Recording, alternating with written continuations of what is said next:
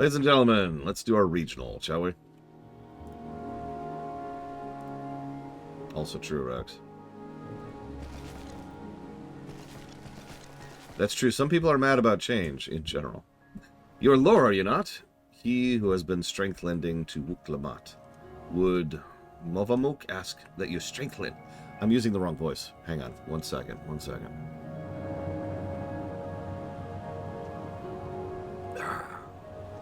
Would Movamuk ask you strength-lend her in turn? The matter is this. Movamuk's craft hand to retire after long years. He lip-slips he intends to fancy craft one last masterpiece before he does so. But for this, he needs hand help of strange face to village. Enfroy his name. Very murky worded, but with quests. Movamuk not sure what hand help he needs, but if you could exchange Tunflax with him, should be very, very happy feels. Oh, sorry, Loner. You're right. Thank you. Out loud, Loner. I apologize. I was in the middle of disagreeing with Blade Travol. I mean.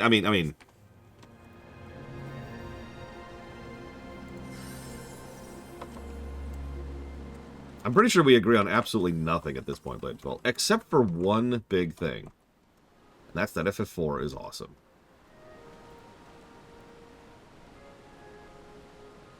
When I did the last review for FF4, you know what I remember most about that? Actually, real question. Not a redundant question. What do you think surprised me the most about it? And that was Planescape. Cormorant. I actually did forget to type this up. Right. That's why. Conqueror's Bad Verdict. So there is no BRPG block, Loner. So which of the games in that would you like to go for? Which FF4? Admittedly, the DS version. Yeah, I gotta admire Rax's sword here. New Vegas, you got it.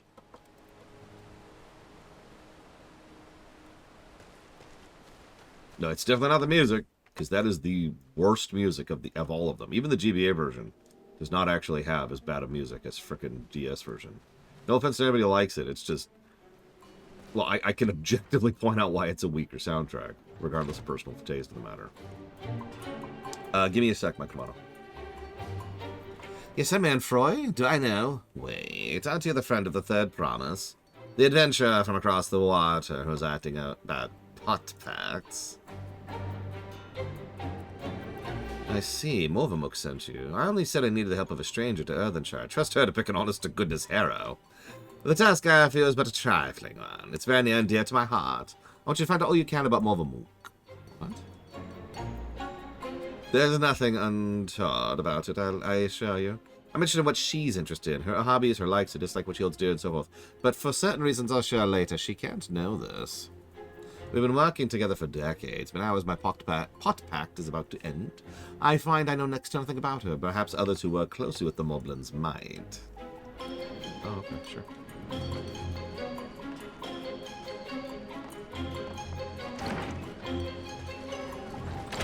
Oh, nice, Loner. So I'll go ahead and answer you, Blade Travol. It's the fact that the game was good. I know that's kind of a cheat, but I was expecting, walking into FF4, even the DS version, to review it pretty badly. But no, that game holds up pretty well. And that's what surprised me. It's actually one of the main reasons why the FF4 comparison block does exist. Is because I'm very curious now how the original will hold up. But the reason I wanted to bring up FF4 in particular is something I'll save for when I have some time when I'm not standing here waiting for a cutscene. Blender wants to know what brain tickles Movamuk? That's easy ask. Movamuk never lip-flaps about anything other her potsworn. She says he is good at tricky crafter as he is crafty trick. Always playing crafty tricks. One day, Enfroy draws little arrows around village, showing potsworn how to leave Earthenshire without help hands eye-catching them. Many laugh-minded pot friends follow arrows and leave for secret hiding place in woods. Mobbies feel frighty feels over disappearing potsworn. Potsworn come back all glitter teeth, but help hands are steam ears. All except Movamuk. She goes around village saying guilt words to every mobby for Enfroy's sneaky trick. Deep heart, though, it's clear she has nothing but happy feels to have him back.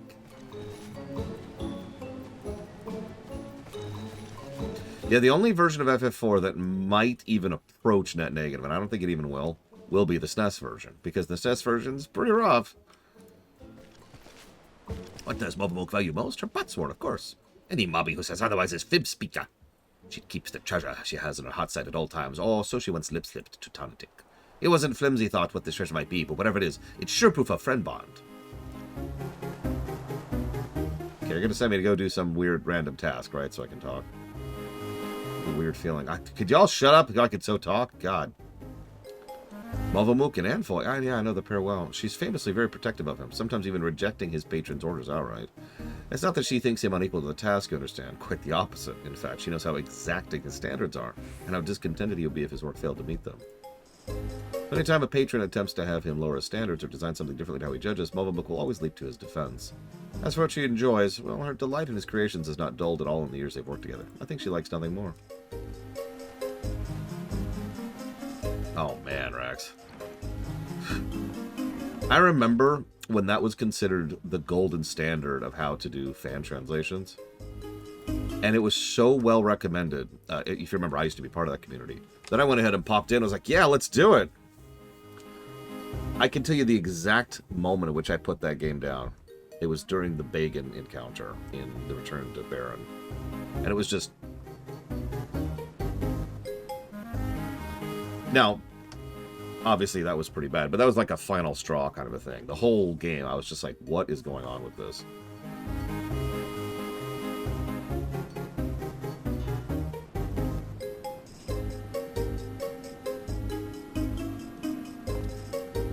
Ah, you're back. What did you find out?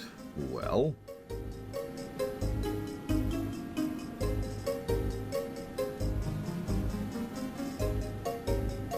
She really thinks that much of me. And they say Moblin Hellpans love nothing more than helping their charges, and it seems it's true. Though it wouldn't hurt for her to show it a little more often. That's not exactly what that's the only thing I learned, and I thank you for it. You've given me exactly what I need, so I suppose it's time I told you what I needed for. The truth is...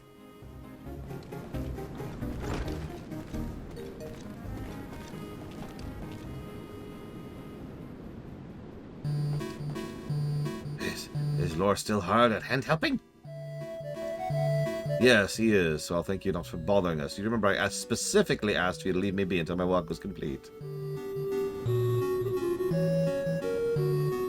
It's always such angry words. Although weak means no bother, just need to do daily mob duty, sharpening tools until they sparkle shine. I'm telling you, I don't need you to. Not now, anyways. I'm almost retired. All my commissions already dealt with. Till end day of pot pact, Movamook will uphold her pact part. His duty as help hand.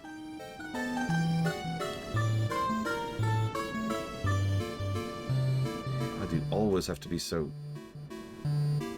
I'm sorry, Movamook. I'm going to have to put my foot down. I expressly forbid you from touching my tools until my work with Lore is finished.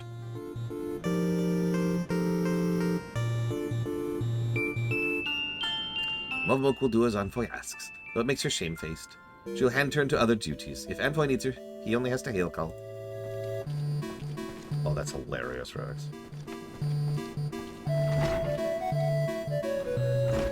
Probably not. My sister couldn't withstand Arcane.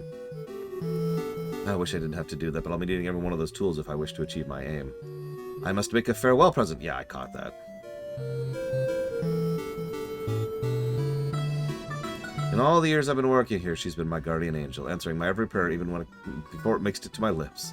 Even in these recent times when help hands have grown too few in number of the potsworn, her service hasn't lapsed in ilm. Now that my service is coming to an end, I wanted to do something just for her, to thank her for everything she's done for me. But despite not her knowing me better than I do myself, I discovered I don't know anything about her. I tried to speak with her to learn what really makes it tick, but she always brushed me off, said that her only wish was a humble help hand, and was to see my wishes realized. That got me thinking. Perhaps the other moblins might be more willing to open about someone who wasn't bound by potpack, like you, and hey, the plan worked. I have an idea for a present now. All that remains is to craft it. But without Movamook's help, that might be more difficult than usual. If you'd be willing to play help hand a little longer, I'll make it worth your while. By the way, I really like that they moved, or I don't know if this is even a change, but I like that the placement of the Ether Current is at the beginning of the regionals and not at the end. That was a good move. If we want to keep doing them, great.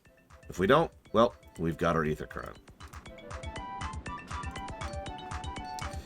Regarding ideas for my present, the particular item of information that caught my ear was the nugget of Taunatox. He said that she treasures the treasure I once gave her, right? Surely she would like something similar. Alas, I can't even remember actually giving her a gift as such. It must have been very early in my career. Could you speak with Taunatox, Gingan? I know he said he had no idea what the treasure is, but any detail, size, shape, occasion, might be enough to jog my memory. Good morning, Drunkilon. How's y'all day? Okay, so I'm gonna stop and answer some freaking questions. Mike Romano says, why did I break up the blocks? There's actually quite a few reasons. But the biggest and most obvious is blocks were... I did a little bit of mental calculation along with some... Or not mental calculation. Back of the envelope calculations. Most of the really big blocks were not going to get funded for years. As in, like, so long out that I'm not even sure I'll still be streaming years. They're just too long. They're just too big.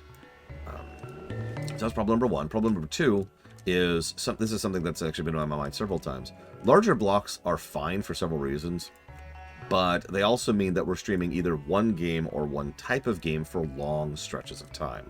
And that tends to cause issues when it comes to you guys. I actually know several people, the Zelda block was pretty bad about this, but I know several people who have just bowed out for the longer stream blocks because they're longer stream blocks. FF14 itself was actually a good example of that, although I accept that, because future FF14 blocks won't be that long, right? Like, we had to get all the past stuff so we could get caught up, and the same thing will happen with WoW, assuredly. But, yeah, like I said, I was looking at a lot of those bigger blocks, and they're just gargantuan. Like, weeks upon weeks upon weeks of playing, you know, XCOM, for example. Or, you know, playing a Morrowind and then Skyrim and so forth and so on, back to back. So the initial thing was I took a hammer to all the bigger blocks, basically everything over a certain length of time. That would be really cool, Dream Whisperer.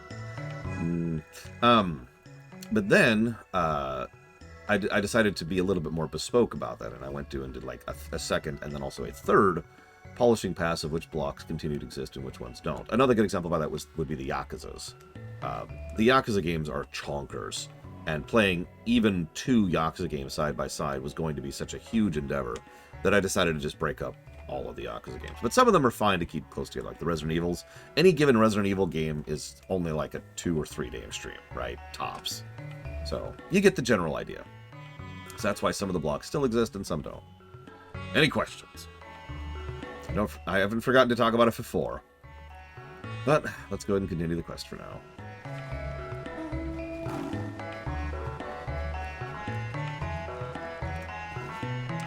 Enfoy's making buy gift. Tarnatic wants to hand help however he can. Won't make very tight lips. Hardly ever lip slips about self-thoughts. Tarnatic has already told Uplighter everything he knows about her treasure. Why not ask Movovic straight face? Tarnatic can give Uplighter a perfect ass chance. Recent-wise, Movovic asked Tarnatic to bring her some craft goods for sneaky craft task. He managed to obtain toolbox she ordered, but the second craft good eluded him. Tarnatic's shamefaced for failure. He wants to make for hope smashing, so he sends strong-arm adventurer who can see where he failed. Go, take toolbox. Tell Tarnatic sends only to help hand with craft task. Hee hee. Lowlander hand helps not only craft hand, but help hand too. Hi, Steppenwolf. I don't mind, but this is just a lot of talking to people quests so far. I guess a lot of the regionals boil down to that. Has Laura finished hand helping Anfroy? Oh, now we're in limbo. Now that would be a cool thing to see in FF14. Lindblom. Airships everywhere. So from Tarnatic. He told you about my super secret craft task then? Perhaps swear Movovic you didn't lip slip to any mobby else. Many thanks, Lore. If it will not be hintermedley to your help task for Anfroy, I would be happy feels to accept your offer. Movovic trying her hand at crafty making. Wants crafty make a special buy gift for Anfroy. Of course. Middle bit of present will be something very deeply feel to Movovic, a memory from many 10 years ago when she had just thumbprinted the pot pack. Movovic found for Anfroy a big, glitter sparkly ruby, perfect middle bit for a piece of pricey dangly jangle, but Anfroy's squeezy pincer slipped and left a bad scratch on the jewel. He was so shamefaced about it, he teary begged Movovic to take it and never let anybody catch his poxy work. Movovic has kept it close kept it to her heart ever since. You must value it very much.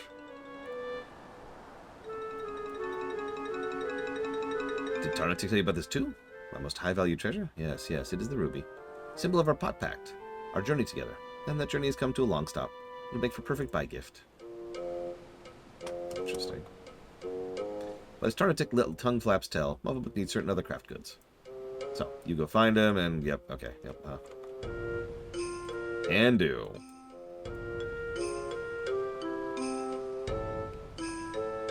Hello, XIV.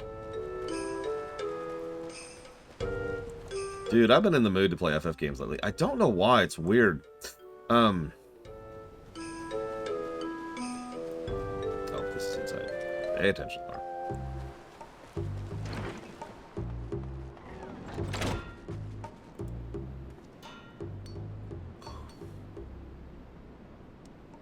Of course, I did give her the ruby, didn't I? Must have been the shock of ruining something so precious that made me forget all about it. Now that I think about it, it was around the right size of that tatty old leather pouch she's always carrying around. Never even thought to ask what was inside. She must think me was the incurious lout in all of Tyrol.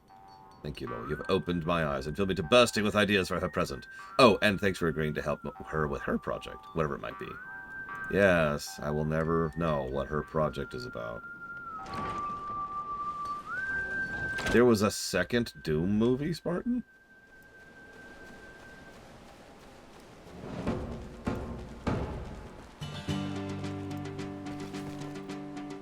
And for his busy hands with craftwork. Let us be busy hands too. That's where craftwork can be fine. Yep, okay, yep. Let's go. Let's go. Let's go. Let's go. Let's go. Let's go. Let's go. Let's go. Let's go. Let's go. Let's go. Okay. So, Mike Romano insists that there are games disappearing from the city builder block. Can you name any examples of that? I'm not being facetious. I'm looking for specifics.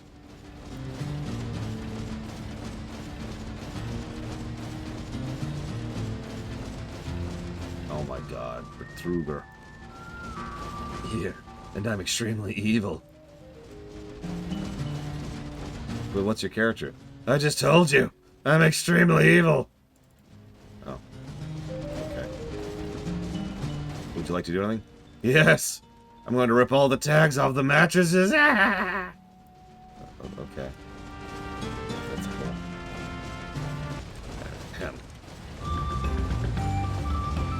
Ah, you were referring to SimCity SNES, which, if you were paying attention, is in the SNES block now.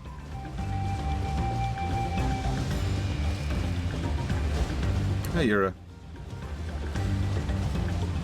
Are you actually enjoying your FF11 adventure so far? Are my ether currents done?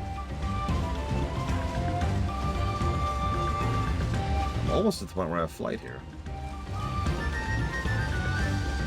This is why I asked for specifics, Makamata, because it's entirely possible I've missed something. But I need to know if I've missed something, you know what I mean? Because, by definition, I missed it.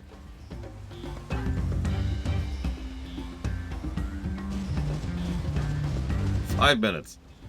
I don't know if that's an accurate gauge of a game.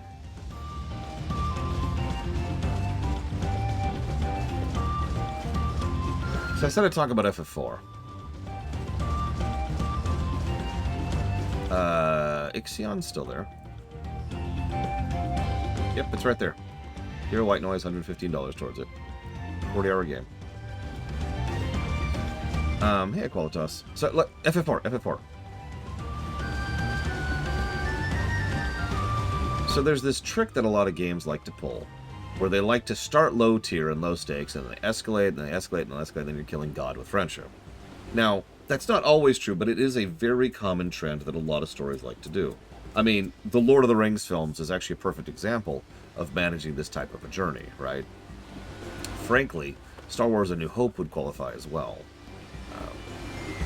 So, starting low tier, working up to high tier. Cool, that makes sense.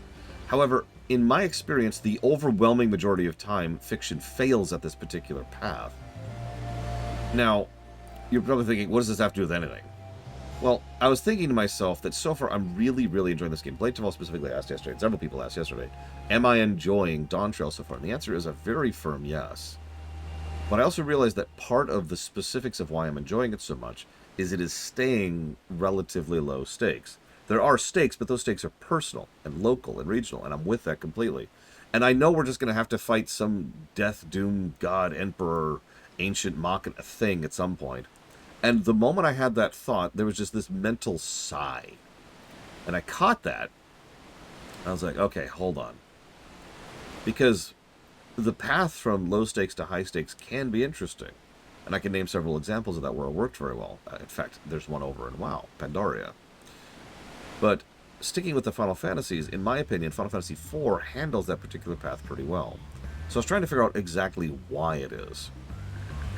And I realized that most games try to have the big moment. I can actually name a specific example of this. But you know the concept, right? Everything's low tier, everything's low tier, everything's low tier.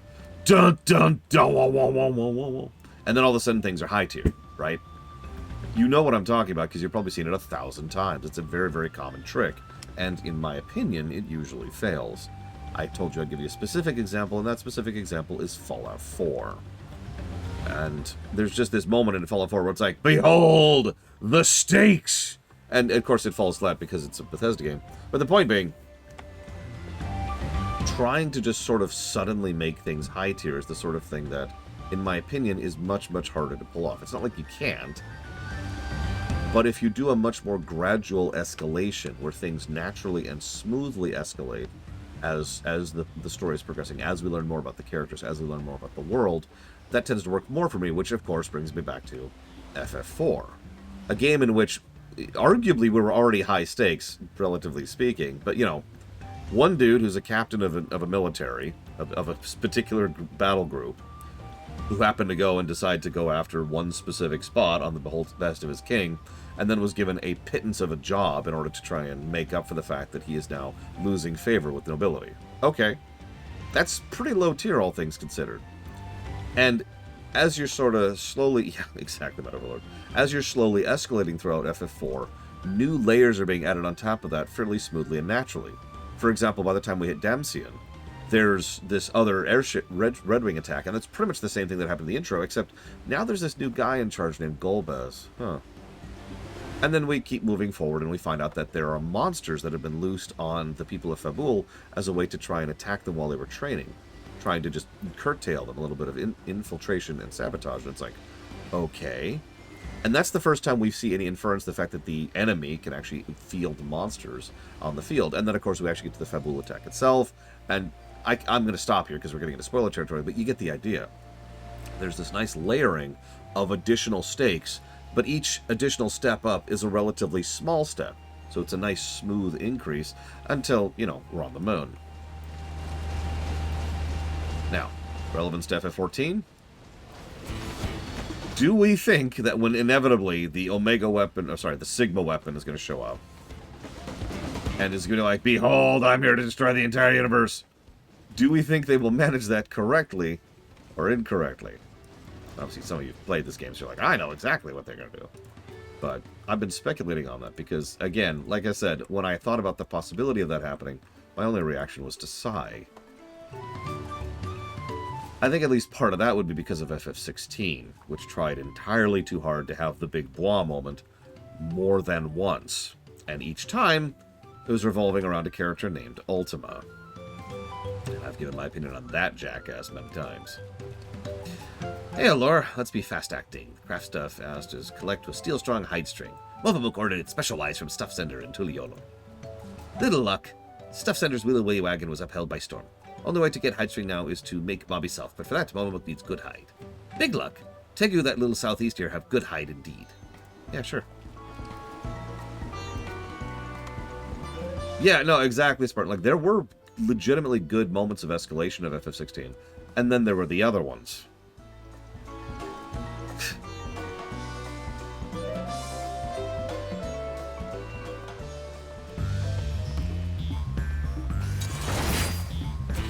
Oh, that would be fascinating, little Billy.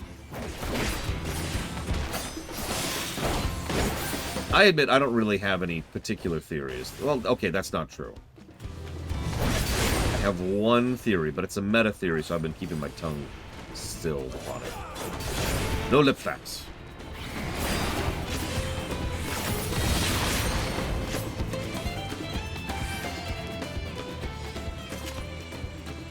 For curiosity's sake, which one was your favorite Yakuza hero?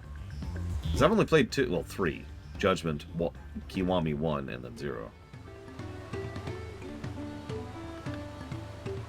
3. Interesting.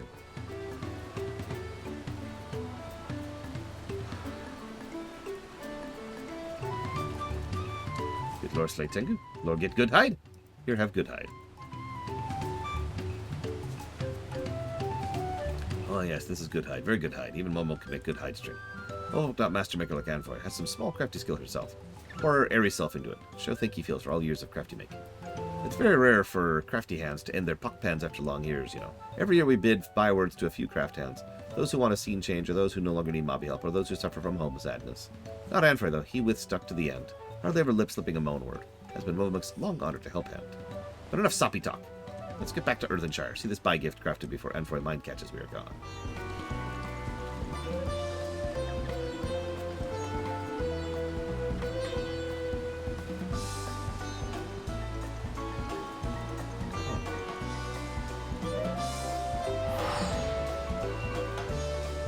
Luck is the 3.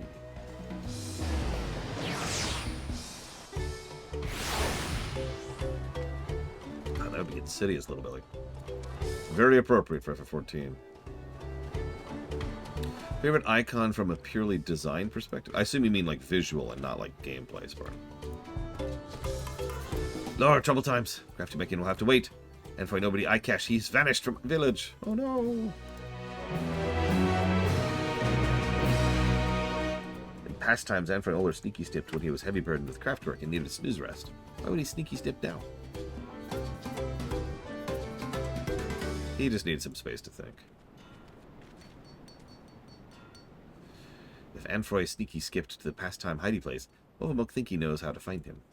Once Anfoy played a crafty trick on every mobby. Carve little arrows. Yep, I believe I sure heard about this. So, my favorite icon from FF16 purely visually.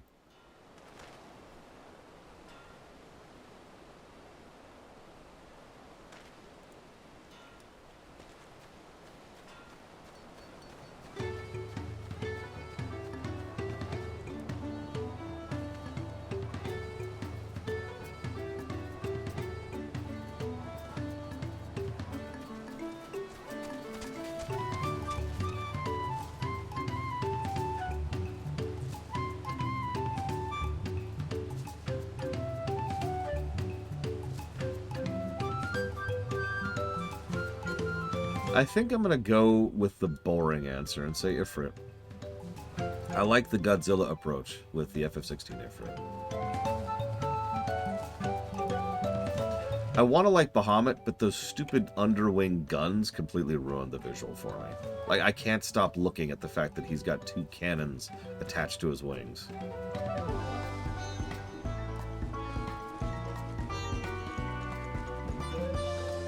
And Odin's just fine. There's nothing wrong with Odin, but he's kind of dull, relatively speaking.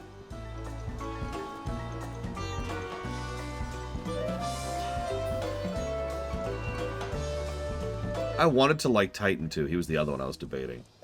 Then I remembered his face.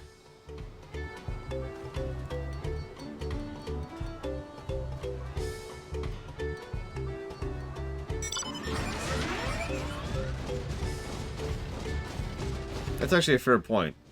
I've never really liked Odin's design in any FF game, so 16 might actually win that contest by default.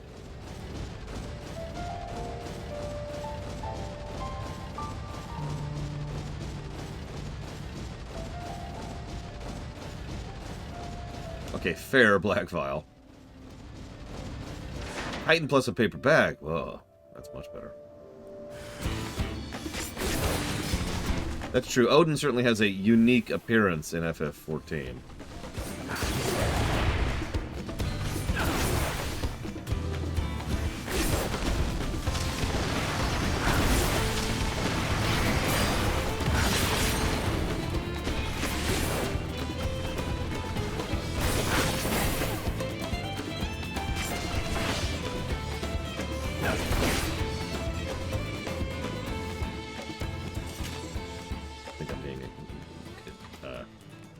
Over here. Oh, thank you so much. It would have been cruel twist of fate to be murdered by monsters a few days before my retirement. Oh god, he's a few days from retirement. No! I took this path to avoid being spotted by the moblins, so to get spotted by something far worse. It's a roundabout route to the cracked cistern, a community of artists, mostly those who used to work in Earthenshire before they ended their contracts. Seemed like the perfect place to make Momomook's present without her finding out. Come with me, I'll thank you properly once we're safe behind its gates. Oh, don't even remind me, Act. been sleeping well lately, so I didn't wake up until like 30 minutes late. So all I had time to do this morning was, you know, breakfast, dishes, and then start stream.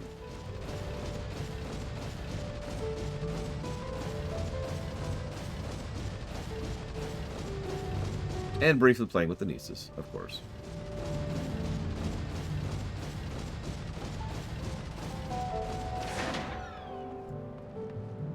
This is not the quest I want to go to.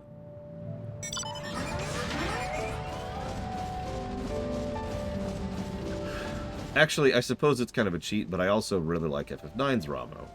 Ramo. I do like FF9's Ramo, but I actually meant Odin.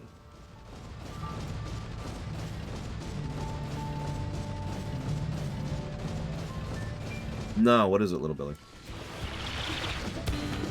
How do you get locked inside an apartment, Blackfile?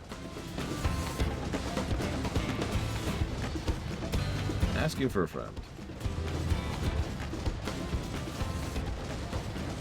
Look, they're both some old guy, and they both kill things. What do you want from me? There's not a lot of old guys that kill things, okay? Unless they're head of the Russian government. Alright, so.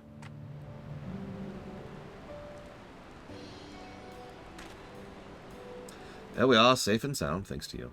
Before we start work, let me introduce you to a good friend of mine. Meet Roston, finest artisan in all Tural. Don't listen to what he says. If I ever had any real talent, it withered long ago. That's the reason you find me here rather than Earthenshire. Crafting's best left to the true master of the art, I say. That's why I'm letting Anfroy here use my workshop to make his gift from Motherbook. I don't know if it's a good idea anymore, though. I was hoping she'd never find out that I left the village, but now that she has, she's going to be furious. Motherbook's done so much for me over the years, but I'll never give her headaches. Will this gift be enough to make up for all that? No.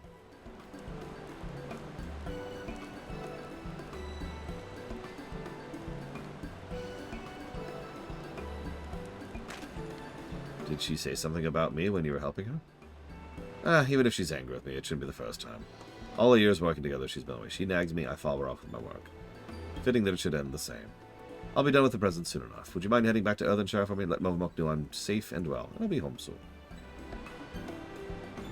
Okay. Well, you don't like being flashbanged every time you fire up FF14? Alright, I guess we're gonna start... Ah!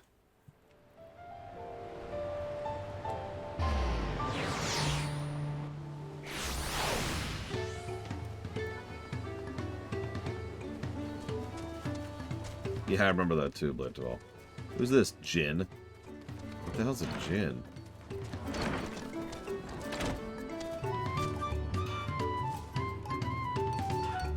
Ah, this weight left to hear Anfoy is dangerous and healthy-wise. Motherbook is still puzzle-brained why he would walk to cracked cistern, though. But no time for puzzle thinking. He's to finish crafting making her my gift. When Anfoy comes back to Earthenshire, we'll have plenty time for gift-giving and grumbly words. I mean, for the longest time, I called them Levia and Baham, so what the hell do I know? I still do that from time to time without meaning to. How many times must we trade lip flaps on this, Anfroy? You must not leave Potwall alone. Wild place is danger place. I know, I'm sorry. I see I've made you angry, but this will be the last time, so can we keep this lecture short? Plenty well. Just fact share me. Why did you sneaky walk all the way to Cracked Cistern?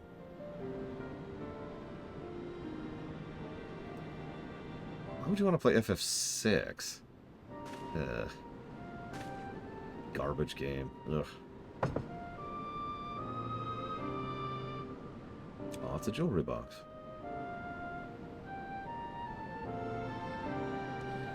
To make this. It's a present. A treasure box.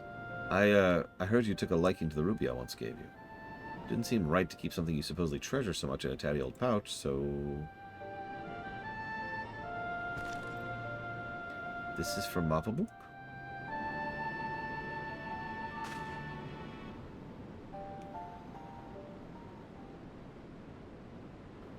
Anfroy hides deep feels with grumbly words. So Motherbook will reply with grumbly words too.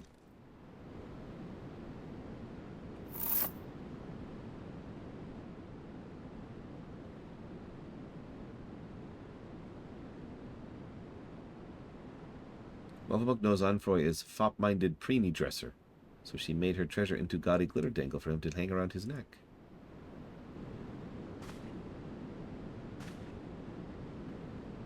You made your treasure into a necklace and you're giving it to me?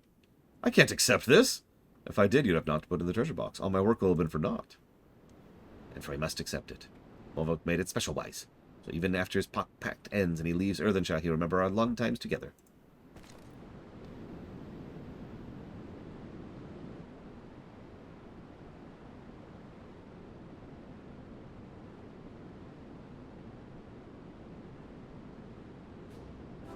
This is all your fault, you know.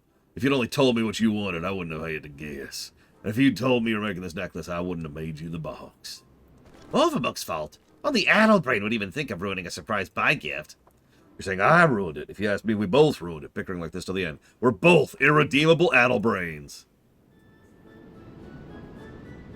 Yep, time to kill them both. Shing.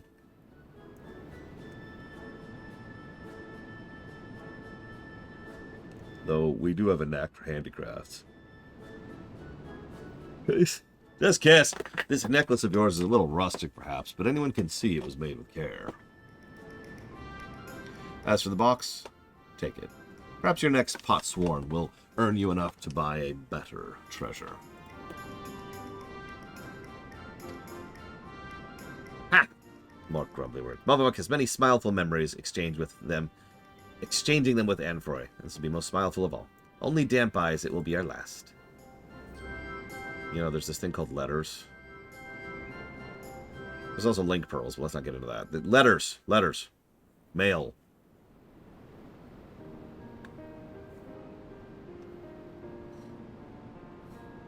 What's his face from Death Stranding shows up. Letters! Apologies for making you witness that sorry spectacle. Thank you, Loa, for helping with Morvok's gift. And mine, too. It wasn't quite the perfect farewell Cena had in mind, but it was perfect for us. Our pot pact is at an end. We must go strange ways. Anfroy to new life, Morvok to new craft hand. But so long as we help hands fast keep and trust in respect we hold for our potsworn in our hearts, and hand pass those same friendly feels to next generation, pot pact, live on. You're both weirdos. Well, I suppose I should start packing. Though my pot pact may be at an end, my career as an independent artisan is just beginning. Expect more gifts where the treasure box came from.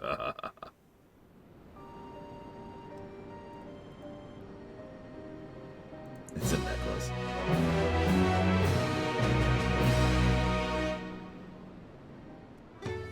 Oh, not done yet. Well, now I'm dead.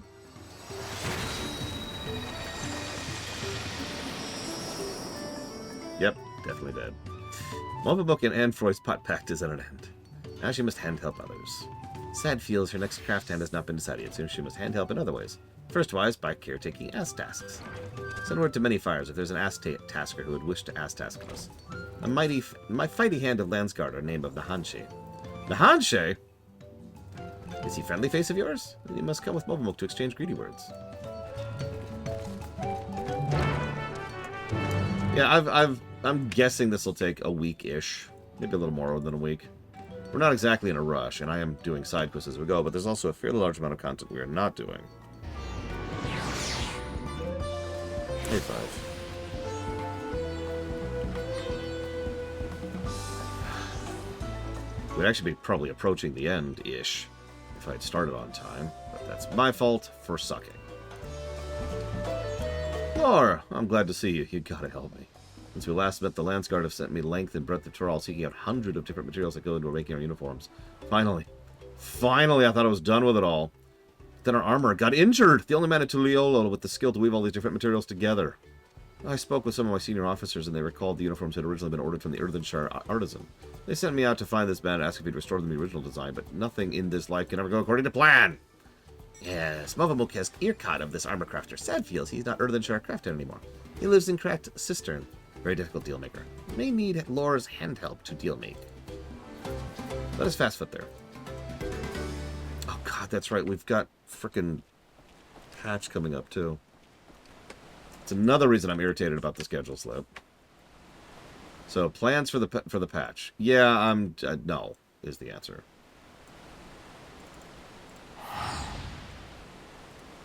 We'll just wait for the servers to come up. Hello, Judo Joker.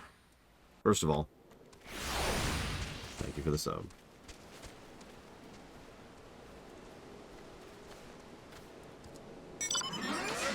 Gonna run over Valerian. There we go. Hang on. While we're traveling...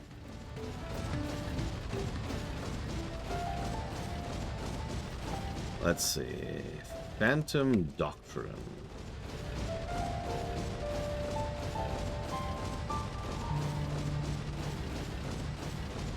Okay, I've heard of this. I thought this sounded familiar.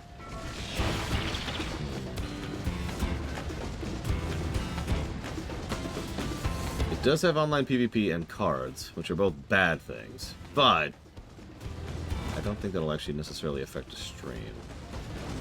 Cool airship. So...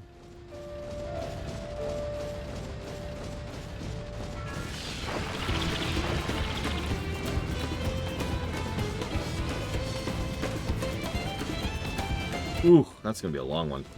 But that's not... Ah! I missed the quest. That's not a requirement. So let me jot that down. Someone actually legitimately suggested a few days ago that I make a new requirement. You can only add games that are 40 hours and under.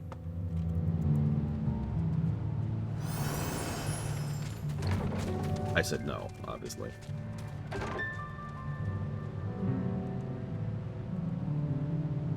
Because obviously I'd want 20 hours and under. Alright, scoops this over here. Dude, FF6 is like a 15-hour game. Hell, last time I streamed it, it was 12 hours, and that was without cheats.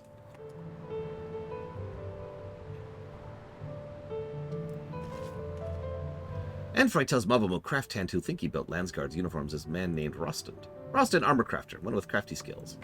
But some years ago, he said crafty skills started to off-drop, so he ended Potpack and moved out here. If Momok asked, Nostrin will say no, but maybe friendly face Anfroy and world-wise lore can mind change him?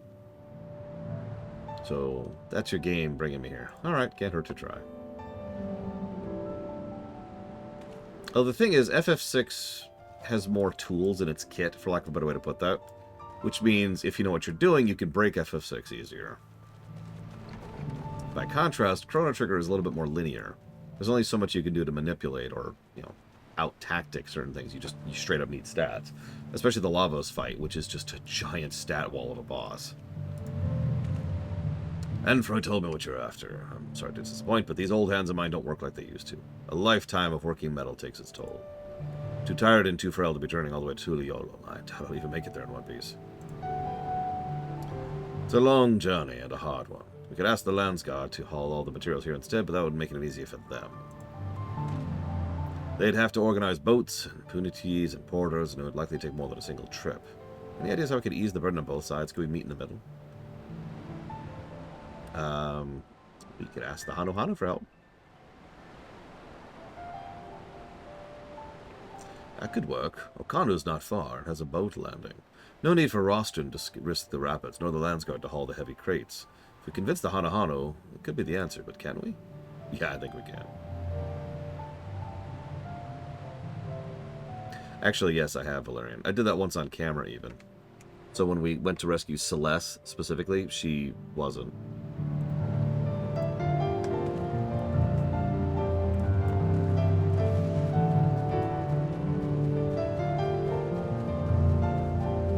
What's funny is if you do that particular sequence break, you're completely screwing your entire run over. It's not like it's impossible to beat the game with that sequence break, but it suddenly becomes much, much, much, much harder. Would not recommend if you don't know what you're doing. That sounds like a compromise. I doubt my colleagues in the Landsguard would balk the arrangement, but I should check before I make any promises I can't keep. Like, you'd think it'd be fine, and then you hit the second half of the game, and then all of a sudden death is everywhere.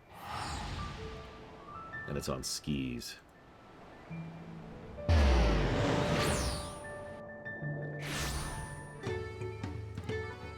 hate this song so much. No! Come on.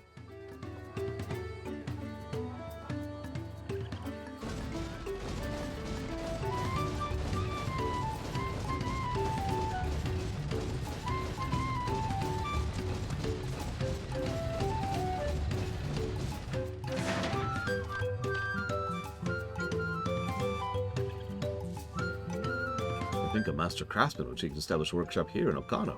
We are as surprised as we are gratified. I shall inform the villagers of our guests coming. Please make yourself comfortable till everyone arrives. You may wish to cancel any duty finder. Oh, that's interesting from Killon. Yeah, we'll have to do another sweep of all the zones to make sure we have everything. Wait, someone's suggesting a positive? Looks like we're all here. Thank you for making the journey, Rostand. Not at all. After everything you've done to accommodate me, only right I return the favor. The Landsguard uniforms come in a few different flavors, so I was thinking make a sample of each. Starting with yours, Nahanshe, the Peacekeeper's uniform. What about mine? Yours is the Destroyer. Oh, okay. You're not upset about being called the Destroyer? Why would I be?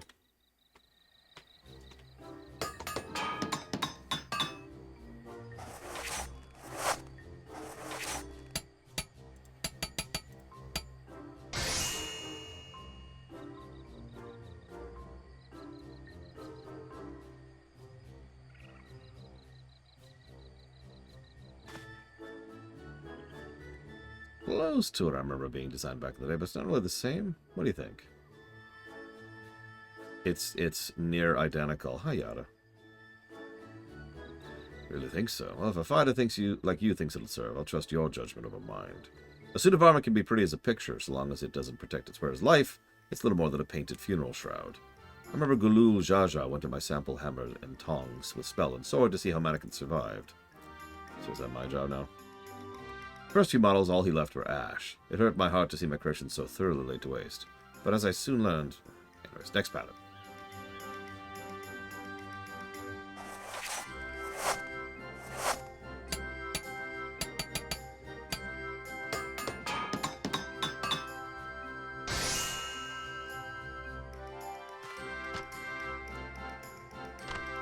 This is for frontline fighters. The lighter construction will offer more movement. It's different, but is it right? Is any of this right?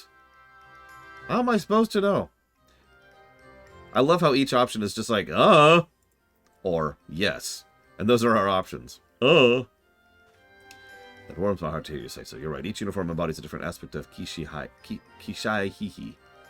So it's natural each should represent a different face. Kishaihi isn't represented in one uniform alone, not even in all of them combined. Only a fool would think he could capture every aspect of the divine. Yes, I would never do that.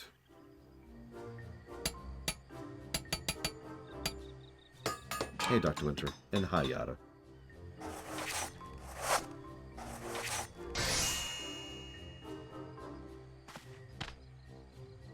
Oh, I like that one. And that's the last of the lot. Yeah, I want to set for myself. You honor me, Lore. No, I really do. Give me that. Give it to me. You can't stop me from taking it from you. I can take anything from you. I can take your life. I can take your souls, your memories. These uniforms are for the Landsguard, but the crafting method is no great secret. I'm sure they wouldn't begrudge you wearing one in solidarity. But now that I've won your approval for the designs, we have to put them in production. And Froy?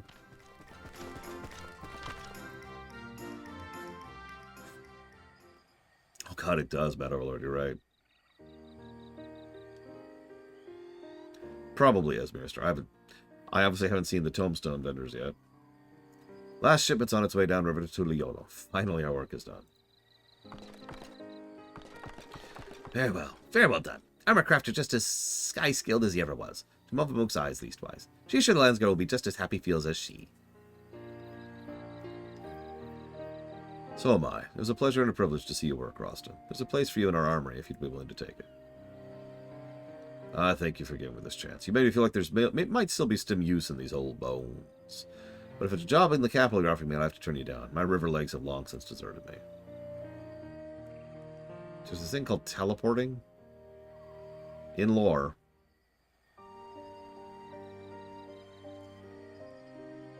Why not simply continue this arrangement? You're welcome to remain here in Okano. It's easier to bring crafting materials here than haul them up the Great Stairs, no? Or perhaps Okbekbi might be a more desirable location for the workshop. There you'd be amongst your own kind, not surrounded by Hano in our unfamiliar ways. Whatever your wish, we will see it granted. I'd take him... Damn it, Rex. I'd take him up on that offer if I were you, Roston. You never did lose your eye or your arm, only your confidence in them. It's time to start taking on commissions again, even if you have to travel a few malms downriver to do it. Muffamuk's same-minded. If Rostra needs crafty goods, whether upfalls or downfalls, he only needs has kelp hands.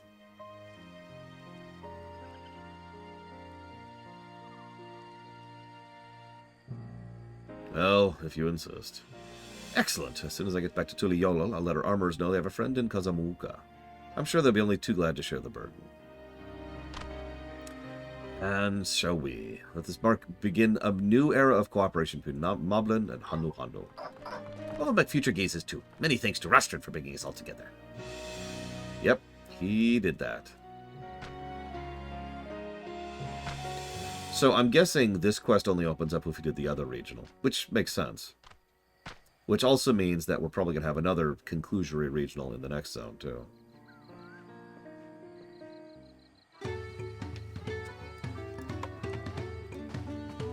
Which continues to be cool. I was so busy helping Rosterd with the uniforms, I didn't take time to get a good look at this place until now. Isn't the architecture fascinating? I think I'll stick to touring Tural for the time being. I have a lot to learn here. But as I wander high and low, I'll be sure to come back to call these two every so often. Can't wait to see the masterpieces Rosterd crafts next, nor how this new friendship between the Moblins and the Hanu Hanu develops. Speaking of the Moblins, I should be heading back to Earthenshire. Thank you for everything, Laura. I pray our paths cross again. They would never see each other again.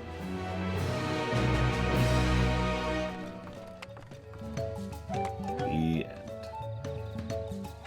Yeah, oh god, I've got so much crap in my inventory. Okay, let's get rid of that. Let's get rid of all this gear. Ugh, actually, what level is this gear? 650? I'll hold on to that for now. But I'm going to have a creamy hot chocolate while I wait. There we go. Oh, yeah. That's the stuff.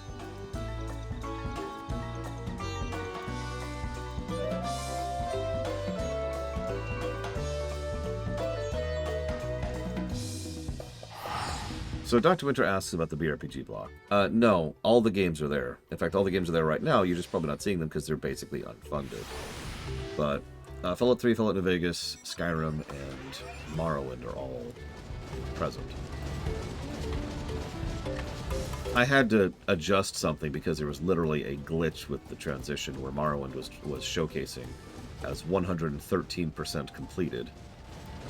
Spoilers, it is not that completed. No, that's exactly the point, Act. The BRPG block does not exist. That's the point.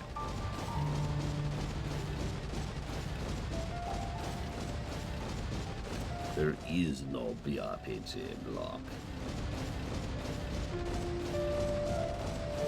Got so much food in my inventory. And corn! Which I distinguish from food for some strange reason. Wait to meet the Yokui at last. This road will take us through the mountains to the Okapacha Highlands. An exhausting route, perhaps, but a straightforward one. One day we're sailing up rivers, next we're hiking up mountains. Yep. The Highlands are where the Lay of Proof took place, that being Gulu Jaja's encounter with the Yakui. It is also the stage for the Lay of Ice, where heroes fought the monstrous Velagarmanda. I'm most curious to know what right will demand of us there. We're probably going to fight the Velagarmanda, based on consequence and clues.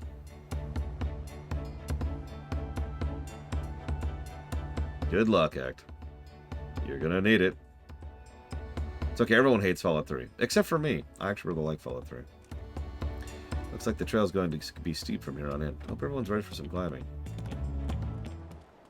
Third promise! Yeah, what's up? Glad I caught you. Red Rock asked me to bring you back to the village. There's something she forgot to give you. Something other than the keystone? Yes, an item of great import. It shouldn't take long if you please follow me.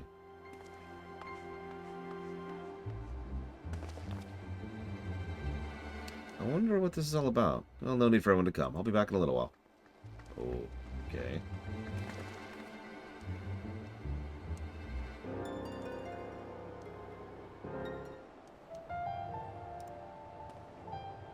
Knowing Wuklamat, she was probably eating sweets behind her backs and forgot to pay the shopkeeper or something equally careless.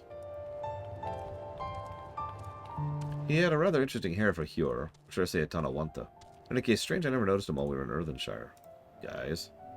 That means he seems familiar somewhere, but I can't place him. I'm eager to continue the Highlands, but I'm not sure what to expect. So, okay.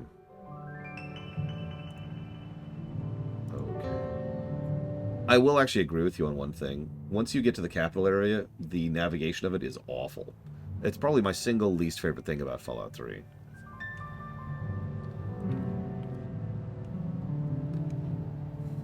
Perhaps there are complications? Let's wait a little while longer. Especially since the navigation to tell you where to go isn't that accurate. Like, sometimes it'll literally tell you to go the wrong way. It's getting ridiculous. Did she get lost on her way back to find us? But how? There's only one road. I wouldn't underestimate Luke Lamott's sense of direction or lack thereof. Fortunately, she has a Link Pro.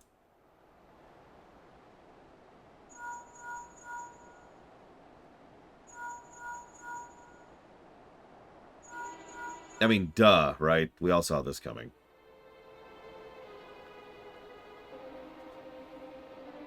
She's not responding. Maybe we should return to Earthenshire.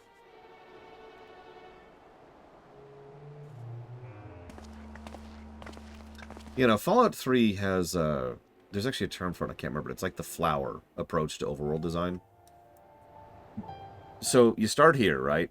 And then there's nodes all over the place, right? Each of these nodes has quests associated with it that branch out nearby, relatively speaking, and then circle back into the spot, right? So you go to a spot and you do this, and then you go to a spot and do this. But there's no flow to it whatsoever. It's literally just do it in whatever order you want to. And it's extraordinarily easy to, you know, completely bypass what would be usually considered the intended path in Fallout 3. I know people who playing Fallout 3 normally and without guides or help or anything have accidentally sequence broke the main story quest because you can. It's actually easy to do so. In fact, I myself had trouble finding the first town. I can't think of the name of it all of a sudden. Because I just took a particularly wrong turn, and that led down to another thing, which led down to another thing, which led down to another thing. It's pretty easy to do. Megaton, thank you. By contrast, New Vegas is much more guided. It does this thing. Like, you could, literally, if you look at the map, you start here, you go down, There's a New Republic thing over here. You go over here. This is where you find out about the Legion. Then you go back up here, and then it opens up a little bit more once you actually reach New Vegas itself. I'm not saying which I prefer. I'm just pointing out the differences in style between the two. Ugh. I pray not untoward has befallen the third promise.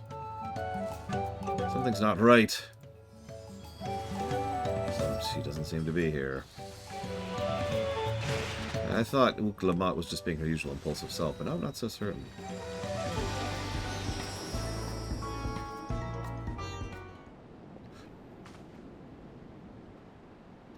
Back again so soon?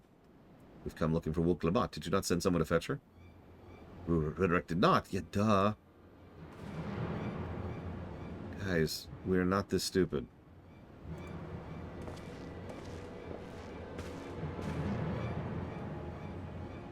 Oh, I thought you'd left already.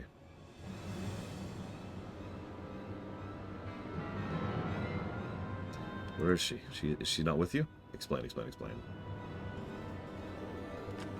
Damn you, Nightwing. How could you do this to me? You don't know where she is? How could you let this happen? That's an extremely good question. I am this close to thinking about this as a story negative, because first of all, we let her go with some random guy by herself, which was already eyebrow-raising. And then second of all, like, we were too stupid to actually figure out that she's obviously been kidnapped until someone straight up says, where is she? It's just, guys, this is ridiculous. I will help you search. This is not how I'd wish a fellow claimant to lose the contest, my sister least of all. In that case, dividing our forces will allow us to cover more ground. Laura and I should work together at least, the better to facilitate communication between groups. The rest of us will split up. Report in should you find anything.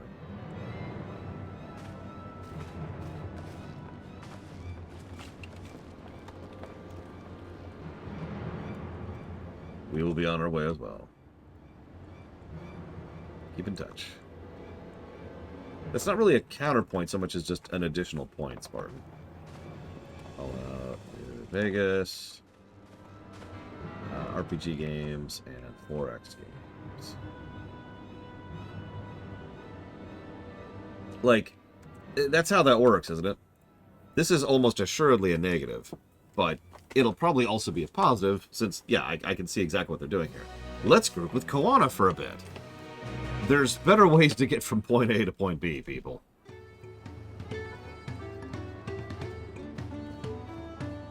Yeah, actually, yeah, little Billy. Star Trek, Star Trek pulls this trick all the time. They want to get to point B. Point B is good. You know, it leads to some good character moments and some good stuff. But they're like, okay, we need to come up with the dumbest possible excuse to justify getting to that point. I've got it! And then they just do it, and that's their excuse to get to the plot. Like, actually, if I can use a random example of that, the Leonardo da Vinci episode of Voyager is a perfect example of that. Generally good episode. John Rhys Davies nails playing Leonardo da Vinci. And it's a fun romp adventure episode, which is mostly about Janeway and Leonardo da Vinci and how the two bounce off of each other, and there's some good stuff there. But the way they set it up is so face-palmingly stupid. Anyways. So, Lamentine never made it back to the village at all, so we have to go in the opposite direction. Yeah, Get her, as they say.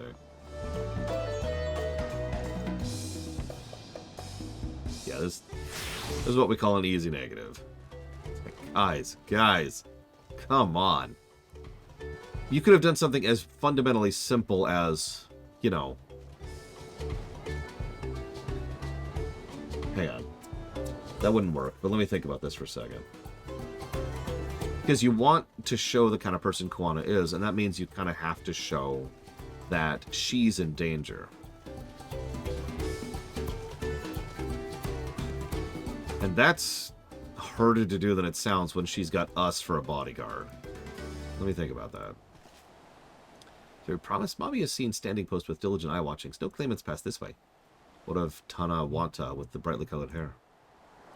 Mommy knows something of this one. Hears tongue flaps about a Pelu peddler and many fires who was attacked by crazy hair bandit on the road. A bandit? Thank you. You've been most helpful. My sister's clearly not here, though I wish it will. Otherwise, we must consider the possibility that Tana Wautan Messenger and the brigand described by the sentry are one of the same. She's in real danger. Uh-huh.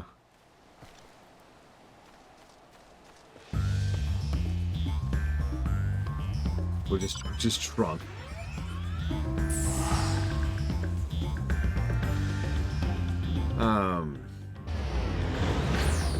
Actually, you know what? Yeah, Rax. Let's just go that route with it. Let's just literally swap for a bit. Hell, you know what they could have done? Because they want us to have one-on-one with Koana. You notice we're the only one with Koana? Why not have a thing where, like, they get together and like, all right, let's swap assistants because they're friendly towards each other. And the game is totally not going in a direction where these two are going to work together in order to rule the kingdom in the future. So, why don't we have a thing where they're like, all right, let's all go support, you know, Wuk-Lamat for a while. And everyone else is like, you know, you don't need all of us with you, do you, Koana? Why don't you just take him? And Koana's like, yes, you're the one. Because he knows Koana singled us out, too. So it would make a weird amount of sense. This is a fascinating dress, by the way. It would make a weird amount of sense that, like, we're with Koana and literally everyone else is with Wuk-Lamat, right? Oh, yeah, speaking of which, split up counter. Thank you for reminding me. Because that's where we're at right now. And so then we go and we run around and we find out, oh my god, she's in danger. But it still doesn't make sense, because how is she in danger? Oh, that's funny, little Billy. But we are split up. We did split up. This counts. It keeps happening. I know. F's in chat for Tony Todd. Apparently he's been ill for quite some time, which even sucks more. Maybe we get really, really, really drunk. Oh, speaking of counters. Is there something I can help you with? I'm told you're the victim of a bandit attack. Could you recount exactly what happened? Goodness, I thought I recognized you. I'll tell you everything I remember, second promise. There's that scoundrel Walkiza who ambushed me.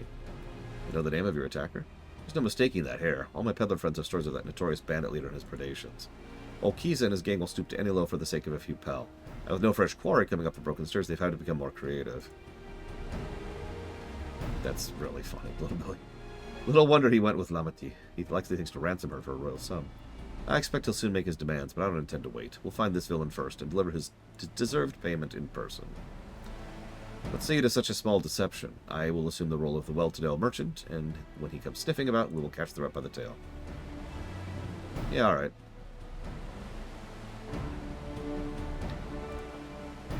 A brush with bandits hasn't damaged your mercantile spirit. Thanks. Nice outfit. Legitimately, I wish I had an outfit like that in real life. I'm a sucker for a good, I think that's a poncho.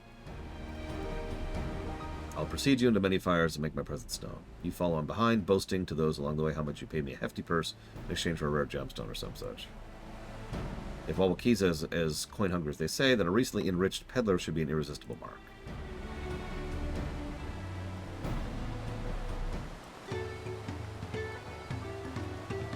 Time to clear parts.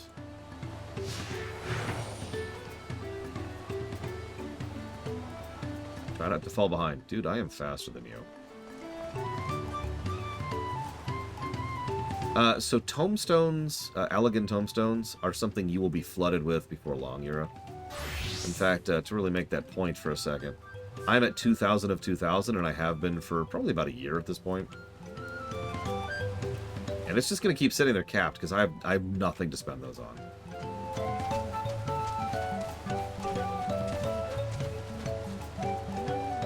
So yeah, no, go buy the Sid gear, I forget what it's called. God, our emotes are so dumb. A rare gemstone. I envy the profit he must have made from such a sale. Since the stairs were destroyed, I've not been able to peddle goods at my usual haunts.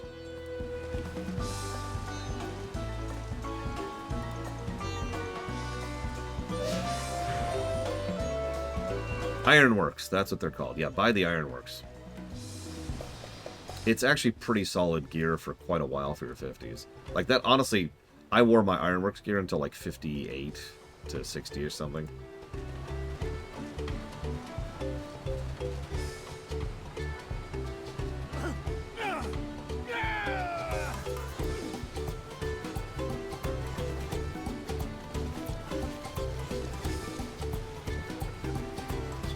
I'm hurrying, Spartan, I'm hurrying.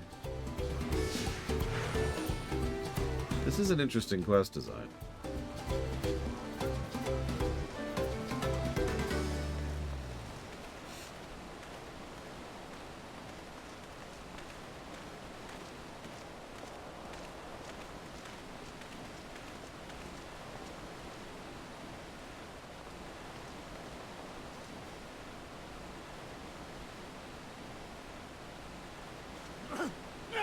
I have a tendency, until I get to the end of an expansion, to just wear my previous expansion gear until they're 100, and then just swap to the new gear. Or, sorry, until they're the new...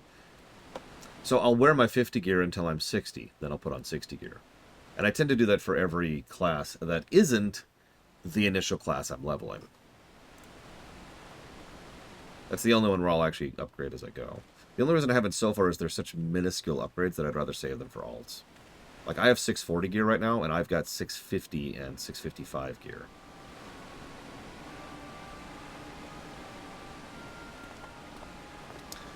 Okay, I've got it. I just realized how this could work. Because I was just thinking how this doesn't actually work as is. But hang on, hear me out for a second. She's not in any real danger. Nobody's in any real danger here. We've killed gods and empires, right? And we're basically just going along with this because we know there's no real danger here. So we're just kind of doing our thing in order to allow them to do their thing. It's the same motif the whole expansion has been. We could just walk into the bandit camp and be like, hi, bam, and that's the end of it. But that's not what we're here for, right? So, we just completely take a step back. You go ahead and deal with it. However you want to deal with it. Like, I would even have a dialogue option pop up where it's like, you know, it's, oh my god, what should we do about this? She's been kidnapped. And just have us say, Koana, what do you think we should do? Or maybe the other option is something like, I think we should let the second pro... Like, you get the idea, right? Like, basically push, just kind of quietly push the decision onto Koana and let him decide what we should do. Because, yeah, exactly, Loke. We don't want to be a crutch. We're not here to be that. We're here as your safety net. You know, anything goes really wrong, we got your back. But for something... Bandits? Come on. Yeah, actually mentoring. Exactly, little Billy.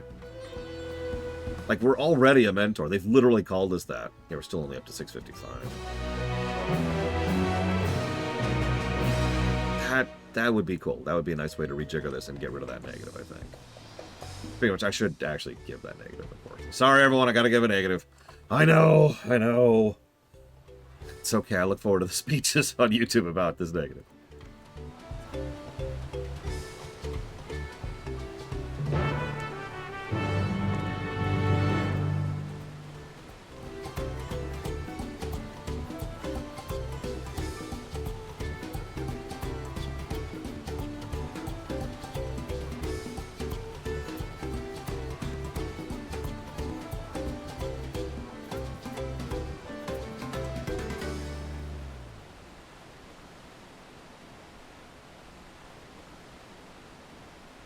Yes, Spartan.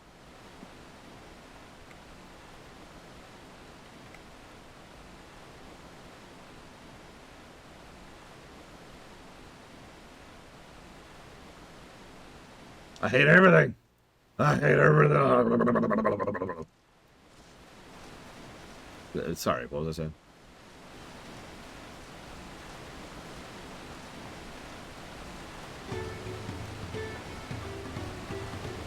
Yes, I've turned into Nixon. Sorry, everyone. Sorry. I hate puppies. Azar. Like, this is an interesting character beat for Koana. First of all, he approaches the situation like a detective almost immediately. Second of all, despite being in direct competition in the situation, he instantly and without hesitation offers his help, the help of his assistants, and is willing to play bait in order to then pull in the people in order to find his sister. Like, just like that, right? That is good character for Koana. It helps establish him, and furthermore, it helps distinguish him from the other two. Yeah, no, exactly, Andre. Like, even though Warmonger guy is actually family, he would look at this like, eh. She was not able to keep herself from being kidnapped by the bandits. Therefore, she is not worthy of our time. And, of course, Bully Man would just be like, and then he'd walk on, and then he'd, like, drink a rock. Nice, Talia. Good to know they're still on top of that kind of thing. So, yeah, it demonstrates his mentality, it demonstrates his perspective, and it demonstrates his trust in us, because he knows we got his back. Your business has been good to you, Master Merchant. Will you share some of the profits? And by some, I mean every kind you have. Do you have a bat with spikes in it? Hi, guys. Hi, I'm a walking nuke. You're that gemstone collector. We've been tricked! Spit in your eye. Kill these Vidral while I run away. Do you really? Okay, you don't know who I am. Right, of course, that makes perfect sense. If you'd be so kind, leave them capable of speech. Okay. I guess.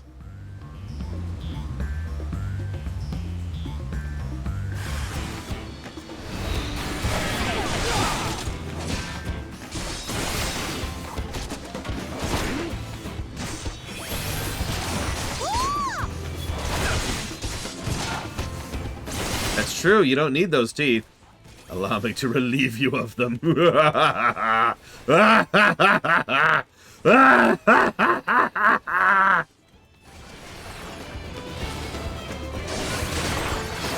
like to think that when the giant glowing sword from the heavens smashes down into them, at some part of their mind, they're thinking, oh god, what have I done? And yes, this is the Excalibur Zeta right here. It's the only era relic I've ever bothered to get. I actually got it quite a while ago. Back in Heavensward, I'm pretty sure. I'm sort of proud of it. And mostly not. It was a colossal waste of time. Actually, just while I'm here. Here's my Heavensward one. This one was obviously a lot easier, but I'm really fond of it. I still like this particular orb to this very day. Look at that sucker. Look at it. Like, there's a lot of detailing in it, too. There's a 0% chance I can do that, Spartan. But I'll try to hurry up more. Anyone know how far we are from the next dungeon or raid or whatever? Like, I didn't expect this detour. So I'm going to talk with your boss, but I suppose you three will have to do. Wait, that's the second promise. What do you want with us? I think I'm scared of a fancy title. I'll take your royal ears as trophy as soon as I get free of these ropes. Uh-huh. I know your gang's behind my sister's abduction. Tell me where she is. Eat Paka crap, salt lover. You'll get nothing from us. That's right, we don't serve you. Do not play games with me. Where's Wuklamat?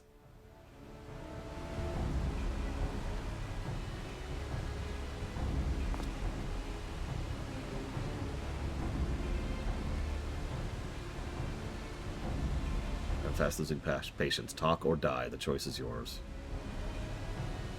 We were hired to nab the third promise. We don't know where they took her. Hired by whom? We weren't told that either. Only Wokweza know. He's the one who took the job. It seems we needed a leader after all. Once I've arranged for the Landsguard to take custody of these criminals, I'll call on Thancred. Perhaps you can pursue Wokweza in the meantime? The bandit was running in an easterly direction. Should you locate him, I suggest you shadow rather than confront. That he might lead us to where she's being held.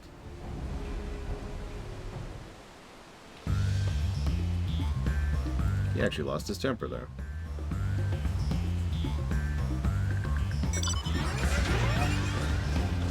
Well, I'm also reading out loud, Spartan, and I know that sounds like a strange thing to point out, but it is absolutely adding seconds and minutes constantly to the stream. It's something I have to bake into my estimates when it comes to certain games. Like, for example, I mentioned that the FF6 run was 12 hours.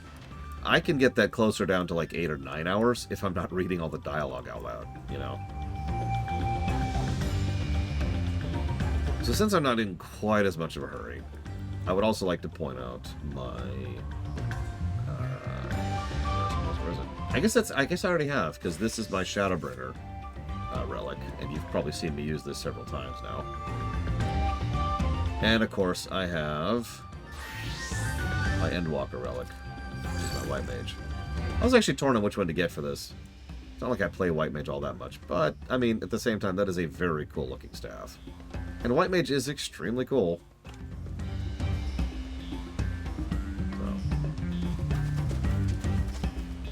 Hey, PB Good Fate. Oh, Yada's trying to give me something. It's tacos! Oh my god, it's tacos. I would kill everyone for tacos.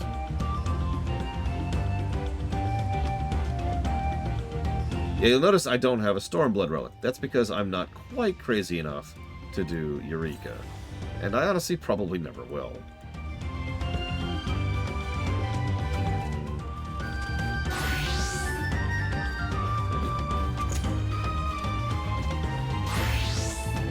Looking at what I got here. So I got that.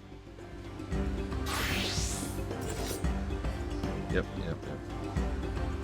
I think I don't have a custom Reaper. Yeah. I don't actually have a custom Reaper. This is just the actual scythe I have equipped. So I don't have a custom Reaper. I obviously don't have a custom Picto. I technically do have a custom Viper.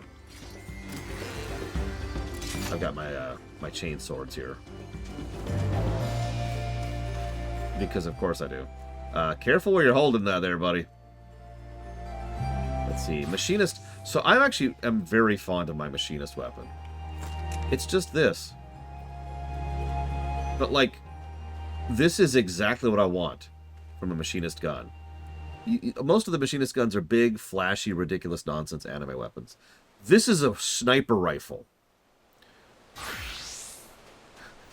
I like this gun quite a bit. I've stuck with this for a while now. It reminds me, there's actually a rifle like this in World of Warcraft. You get it from Karazhan, from the Big Bad Wolf fight. This is Ataktos, or the Diadem. I'm not sure which one of those is the transmog, but it's one of those two.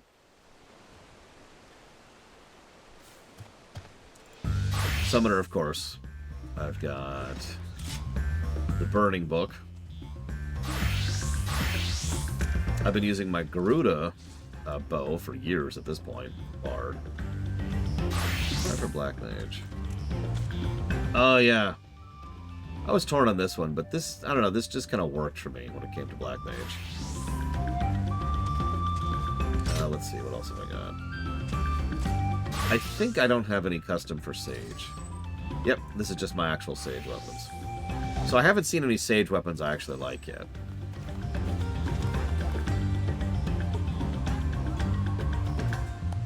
A modern furniture loader? So I don't have a Sage weapon, I don't have a Reaper weapon. No, that's the Black Mage one I have. I've already lost it, there it is. This is from Tsukiyomi. Pretty sure. Hey, Eternus. And then, let's see, what else? Scholar, I forget which book. Oh no, this is, Goddess Fight. I can't remember her name, but you know the one. And then, Ninja, I think I still have my Ramu weapons, yep.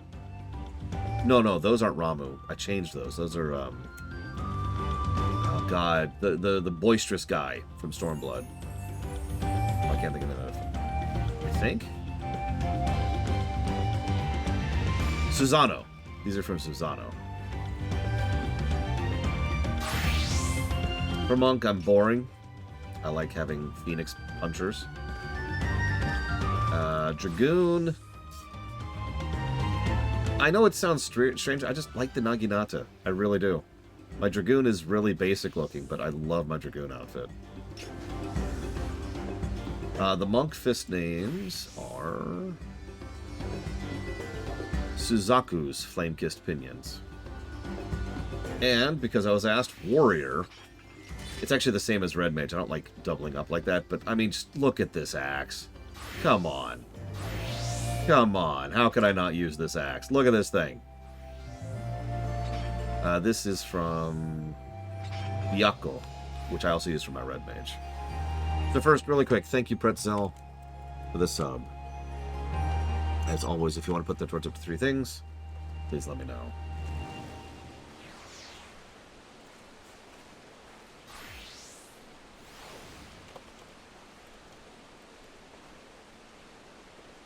So, Samurai, I showed it off briefly earlier. This is from Fiend. Now, you might think this is a relatively boring-looking sword, and that's actually true. But that right there is why I use it. The flame and the ice have a trail they leave behind them. So when you do attacks, the whole sword leaves a trail. See? Like that. And I love that. Also, I'm very fond of my overall samurai outfit. It's like half armor, half samurai, and then half westerner. Like half cowboy, and I love all of that. This is probably my personal favorite transmog in the entire game. I'm very fond of this outfit. At least of the ones I put together. They got rid of my Shoha 3? What? I'll have to look at that later. Anyways, I missed your question. I'm so sorry, Kinect Scout. Do you mind repeating it, please? It kinda is, Rex. Pineapple orange jelly made from Turali pineapples and navel oranges. The refreshing flavor of this jelly reminds you of Tural no matter where you are. And coffee kukuru rusks.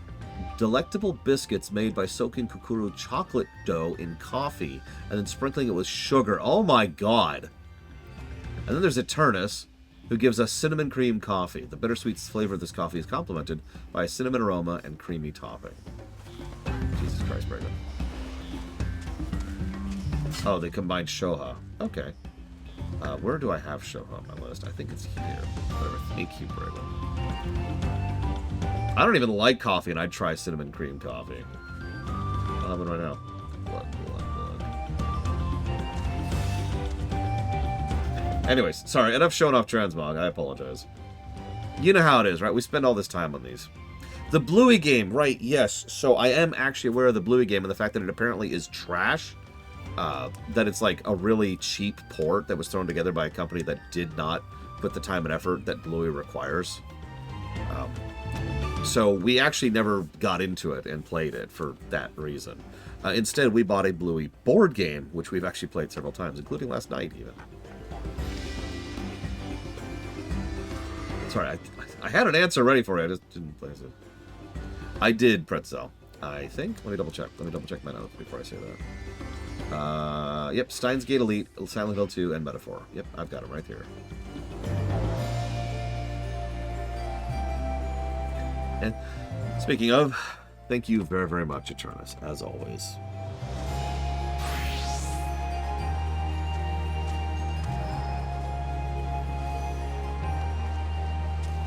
As a fresh reminder, I get a large... If you're going to do a large donation like that, I get more of a percentage of that if you do a direct donation. Not that I bring that up for any particular reason, I just thought I'd share. If you want to put that towards up to 3 things, Eternus, please let me know.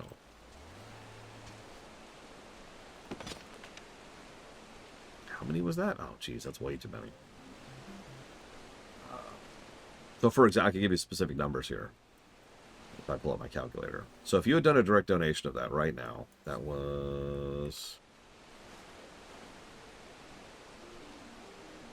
Then you would have just given me $117.60. However, since you did that through Twitch,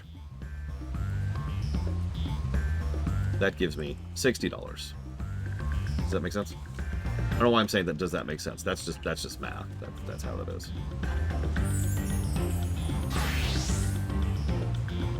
Now, I was about to say, there is another asterisk to that.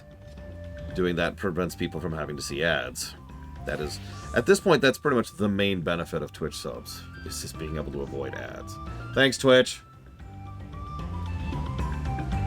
Yes, Loner. Twitch takes 50% off the top. I wasn't asking for money, Eternus. I was just informing you.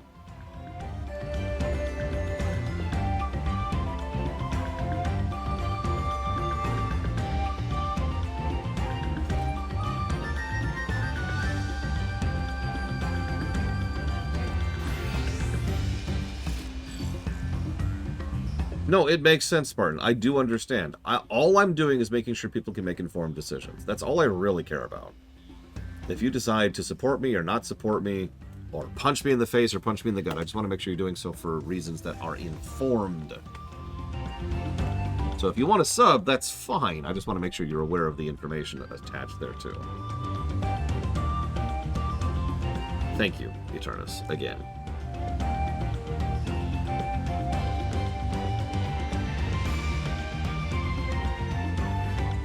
I do appreciate your support. Thank you.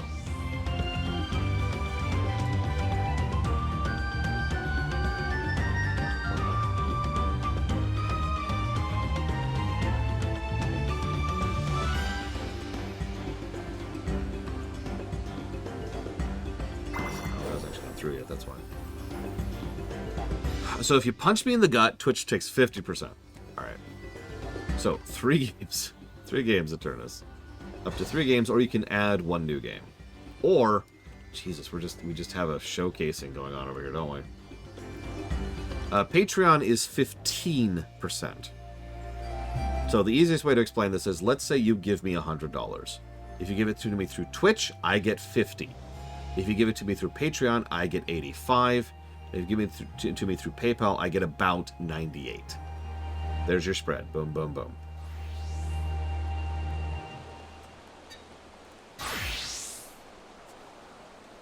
Yes, 50.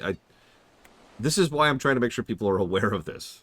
It's fine if you sub. That's fine. I just want to make sure you're aware of the reality of the situation.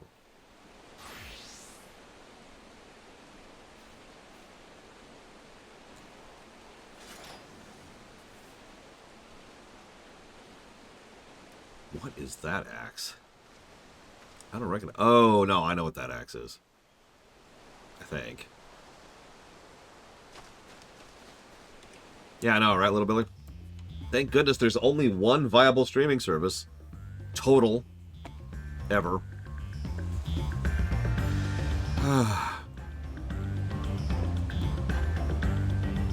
Yeah, no, I caught that, US Corp.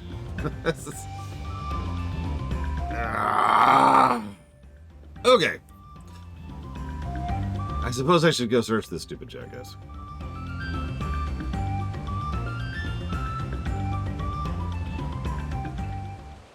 Yeah, seriously, can we get Teddy? Can we... I'm a necromancer. I'm going to bring Teddy Roosevelt back from the dead. Is that cool with everyone? No, that is also a valid reason to do it, Eternus. 100%. The more subs I have, the more Twitch self-promotes me. The more people are more inclined to stay and watch because the ads are gone. Ads, I know this sounds so strange. Ads are a proven metric of reducing people's watch time. More people will click away if you have ads up. More people will stop watching, period, if you have ads up. And more people will watch less time if you have ads up. I know I said that inverse of what I should have said, but you get the idea. Ads are universally proven bad when it comes to viewing. And I know what you're thinking. Wow, I'm surprised Twitch allows it. You should probably know. Twitch themselves actually publishes those facts and figures themselves.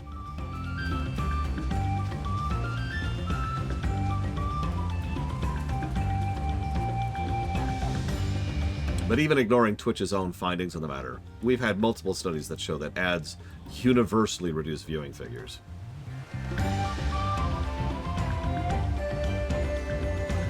By the way, we here at the Lorewalker are extremely anti-ad, so pro-ad blocker. What? What? That... What?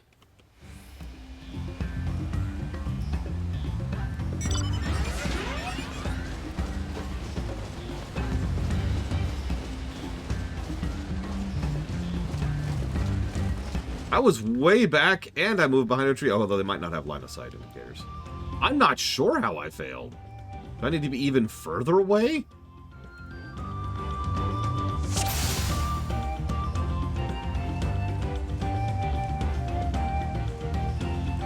Like, he turned around and was like, ah, I saw you.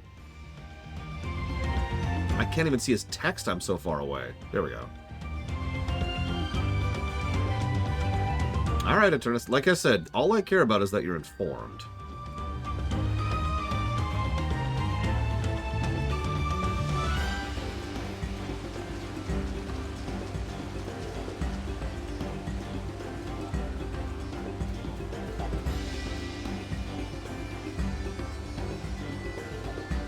I'll be honest, that is so far away I can barely see that from here. Like, if I'm paying attention, which of course I am, I can kind of tell, but it's like, wow.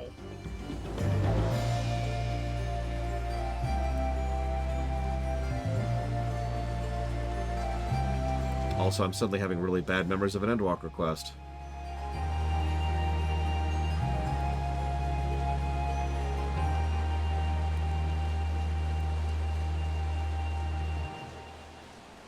Remember when he doubles back at the end of that Endwalker quest? I remember that.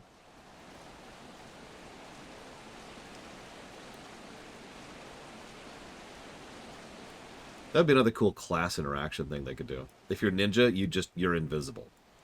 They cannot detect you at all.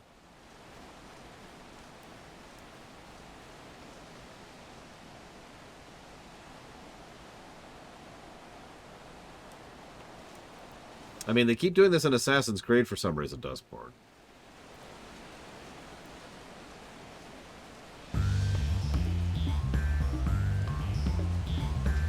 I suppose I can enjoy a good tailing mission. For the record, these are not those. But a good tailing mission is all about terrain design. A good tailing mission should invoke the player's reactions and ability to read the terrain quickly. And you need to have designed the terrain so that there are multiple vectors and options in order to hide, right? You want to tail them, and tail them, and tail them, and then there's going to be a, oh crap moment, and you need to make a snap judgment, and they'll be like, whoosh, you know, something like that. For the record, most Assassin's Creed games fail at that too.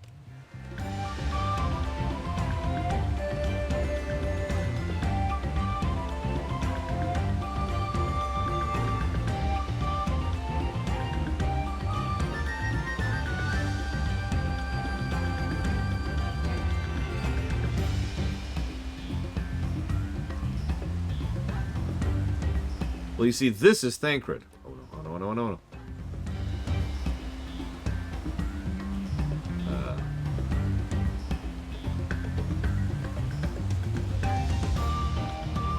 That's true. PB Good Fate.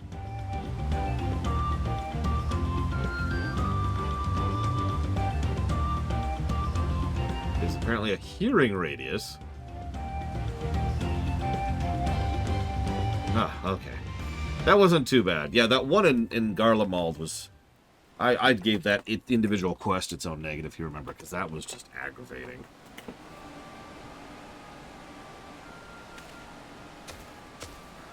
No, yeah, I thought so too, Little Billy. I don't know if you saw me stall, like, because I was about to jump into it. My money, give it to me now. The Landsguard may be hunting us already. Calm yourself. We had our own troubles finding a suitable hideaway. Here is your money. Right. We're finished. Take your prize and leave me out of the rest. Such hostility. You were hurting for coin, and I offered you gainful employment out of the kindness of my heart! My evil, evil heart! Kindness? You brought a blackened tempest upon us. One look and I could tell that man was a killer. A butcher. A salted devil in the flesh. I feel vaguely flattered. Spare me your fearful bleedings. Go on, scamper away before the scary mercenary comes to claim your head.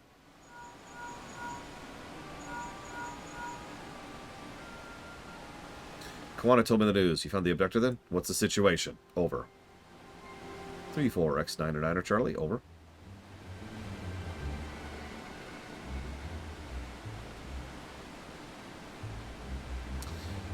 You think bandits were hired by this Ubiko? Alright, new strategy. Forget Waxa. Stand. No, Little Belly. No.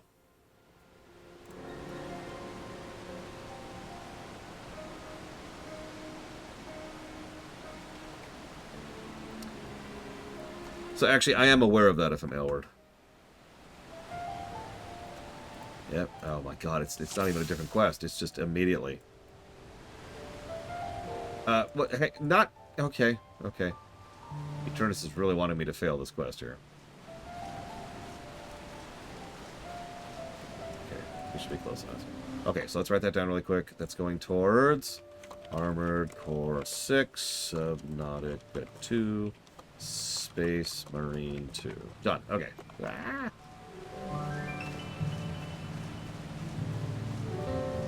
Thank you as always, Eternus. But yes, FML word if you're there. I am aware of the pre-roll ad thing. And yeah, I am aware of just how bad pre-roll ads are. That's actually one of the things I was just commenting on. But like I'm trying to think how to explain this. Twitch, or I guess more accurately Amazon, is essentially trying to blackmail its streamers into running more ads. I shouldn't even say essentially. They are blackmailing streamers by getting to, and trying to get them to run more ads more regularly. Like, I've actually commented on this before on camera. They will actually share the data of, hey, did you know that the overwhelming majority of people click away on pre-roll ads? If you ran ads regularly, these pre-roll ads will go away. Here's the exact metrics by which you need to accomplish in order to reduce pre-roll ads.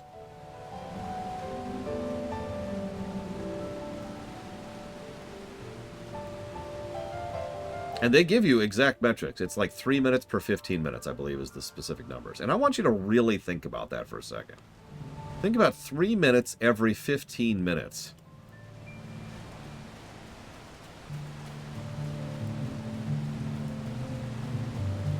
Like, whatever metric, whatever math percentage, pie slice, however you want to think of that in your head. Think about how many ads that is.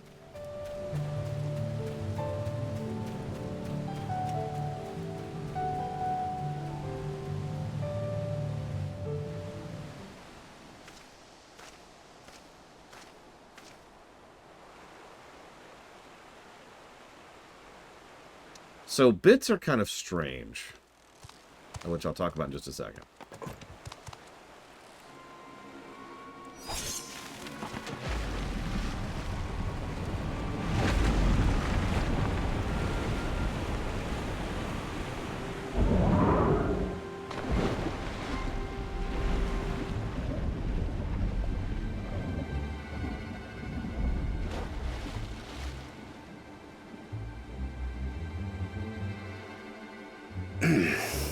Better late than never.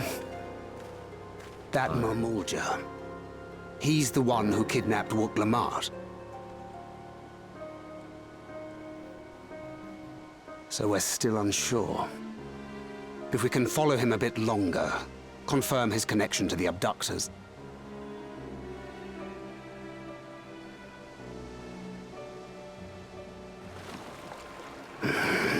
That will complicate matters.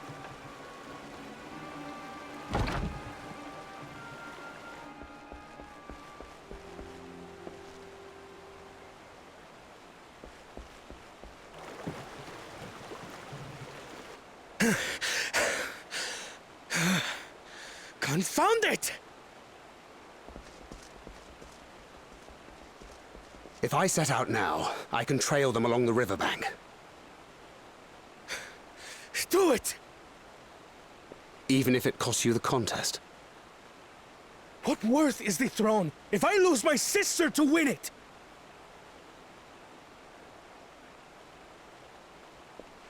Very well then. I'll send word when I locate her. Till then, I suggest you save your strength. A rescue attempt could turn ugly.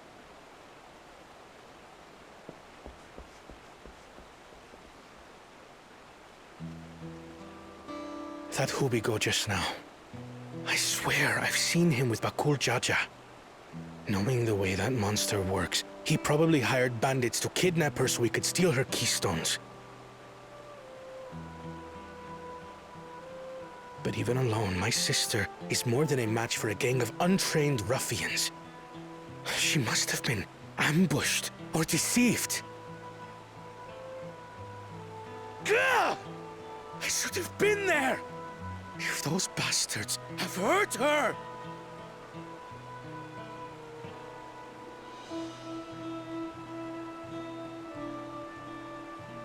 I would be patient and put some trust in Thancred.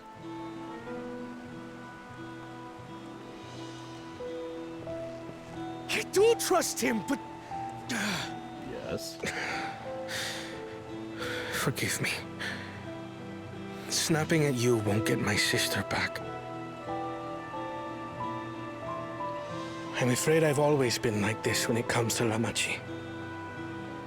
The thought of her being in danger sends me into a panic.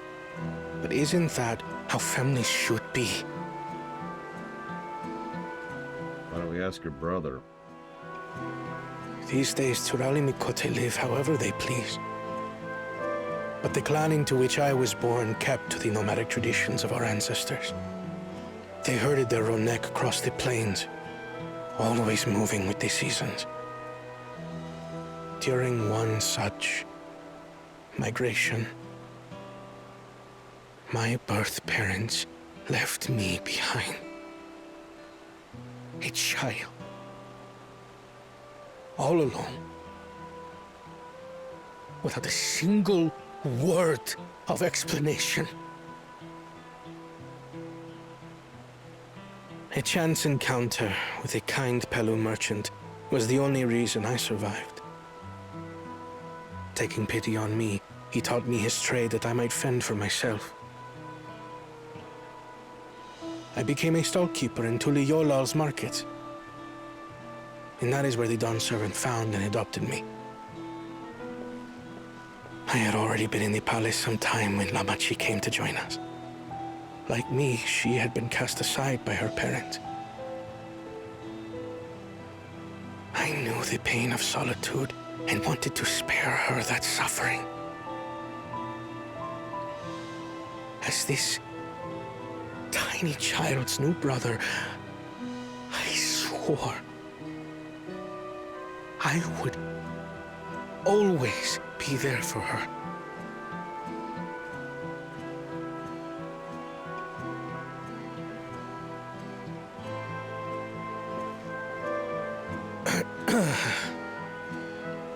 So, as you might now understand, I will stop at nothing to rescue her. While we...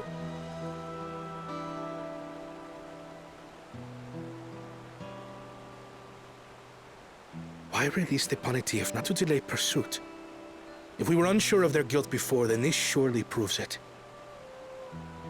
Before we act, however, let us regroup with your comrades. Would you mind making the call? If I could explain a little bit why that irritates me so much, there's this little bug that I have never figured out an explanation for. It's been around for years now, and I'm usually good about it. Sometimes when you click, it doesn't advance. Have you ever seen this very stream? Have you ever seen when I'm sitting here and I, regardless of me talking, the dialogue sits there for just a little bit too long? It's because I click and nothing happens, right? And so then I click a second time. And what's difficult then to try to do, and I just failed at this, is I click, nothing happens, so I click again, and sometimes I click a third time, which is what just happened. So the second time actually went through, and then the third time also went through, skipping the second dialogue. And so I'm trying really, really hard not to multi-click in order to avoid that exact thing, but again, sometimes it just doesn't take the input, and I don't know why. It could just be a lag spike, because one thing... I'm sorry to derail for just a second on this excellent cutscene, which absolutely gets a positive.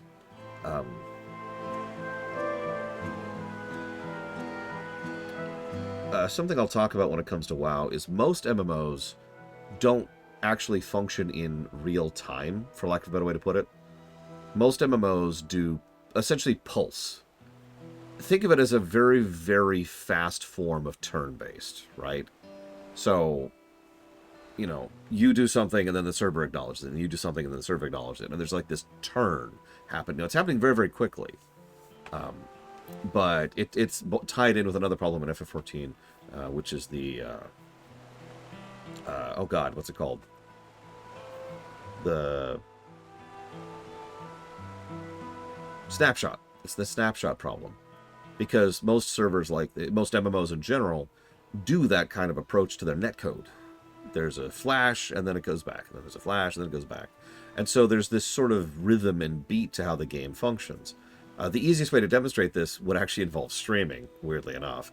But if you ever want to see how weird it is, have your character right next to a friend of yours, and watch yourself on their stream, and then like move around really, really quickly. On their stream, you won't be moving around quickly because it's only updating every pulse. Make sense? So on your end, you're doing this, but on their end, you're just kind of like doing this, as it's just updating every single turn. Make sense? You can see this in FF14 specifically, but again, this is normal. Most MMOs use this approach to this kind of pseudo-turn-based pulse. Yeah, if you run a circle, it doesn't actually show you doing the full circle, for example. The reason I was going to bring this up in the WoW run is WoW is actually unique in its netcode, because its netcode was based off of Warcraft 3's, which itself is based off of FPS netcode. In other words, the updates are very, very rapid fire. So if you do this, if you do this in WoW, the other person can see this or this, because that's how fast those updates are coming in. And it's one of the things that actually makes WoW unique when it comes to MMOs, regardless of all other figures. Anyways, I'm sorry. Point being, dragging this back to relevance, I have theorized sometimes that sometimes when I go for the click and it doesn't go through, it's during one of those intervals, and I just timed it badly. I don't know if that's true. That's just speculation.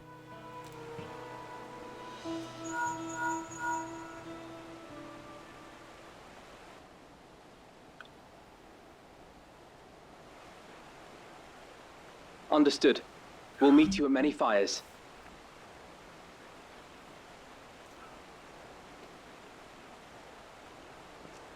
That's true, Wenlock. You're right. It's another good example of that.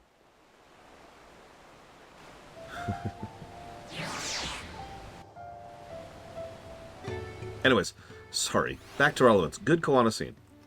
Good backstory. Understanding of where he's coming from, why he's so anti-traditionalist, and of course why he cares about her so much. I have put rescuing Lamati ahead of my own progress, but do not take that to mean I've given up on the contest. You understand how important she is to me, yet regardless of how close we are, I would have made this same choice. After all, I am incapable of saving my sister while also winning the throne, and I'm not... If I am not capable of saving my sister while winning the throne, then I'm not fit to inherit our father's heavy mantle.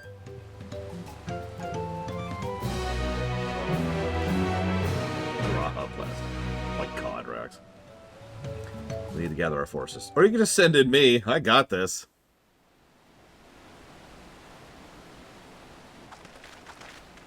I know. Mentor. It's cool. Earthly, allow me to brief everyone on the present situation. You know, that's one way they can make escalation work here. I just realized. We're taking a step back for, like, all of this time and just letting everyone else handle things and increase the tick on that. And allowing them to deal with their own problems and, you know, being what a mentor should be. And then something shows up that they can't handle. That's when we step in. It's like, oh, okay, hold up. Uklamat's like, I got this. And it's like, no, hang on. This is out of your pay grade, Uklamat. Let me handle this. Time to kill another god. And then we go and we kill another god, right? That might work. I could see that working. Yeah, we're the security blanket, or the safety net, if you prefer. You got this. You can hold on to those things, and you can do your own jumps. I'm just down here supporting you. But if you fall, well, that's what the blanket's for. At the very least, we believe this Hubigo knows where Lametier has been taken. Thancred is shadowing their boat even as we speak, and I should like to join him with all haste. Unfortunately, our quarry has the foresight to release your punity from its harness, leaving us without a means to pursuit. Aaronville, as an expert in wildlife, what are our chances of recapturing the beast? 0. If the right tricks of feet, it can be done. I should like an extra hand to help scatter it about, though. Would you accompany him, Lore? You're assigning me to gather food. Meanwhile, the rest of us should work on the harness get repaired. It appears to have been damaged when the punity was let loose. With all the peddlers in camp, we should have little trouble purchasing replacement materials. As for any necessary metalwork, Earthenshire's artisans are but a short walk away. Let's divide tasks and have at it. I agree with that, Steppenwolf. In fact, if I can name a couple of examples, a lot of the optional raid quests in Heavensward and in Shadowbringers, we are weirdly incompetent for no reason, and are basically just an observer in the quests. And that's the big thing. I think Little Billy mentioned that earlier.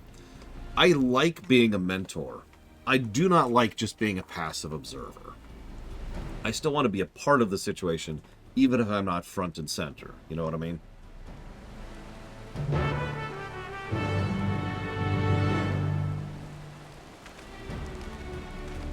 Like, on some level or another, sometimes we're just like, alright. What are you doing? I'm just watching. Why? I should have done popcorn.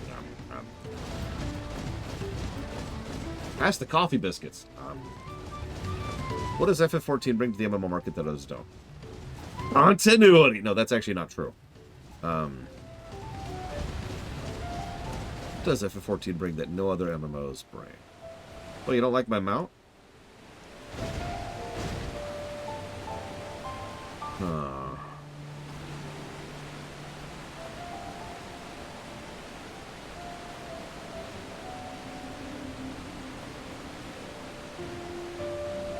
No, I can't say narrative focus because WoW and Guild Wars 2 exist.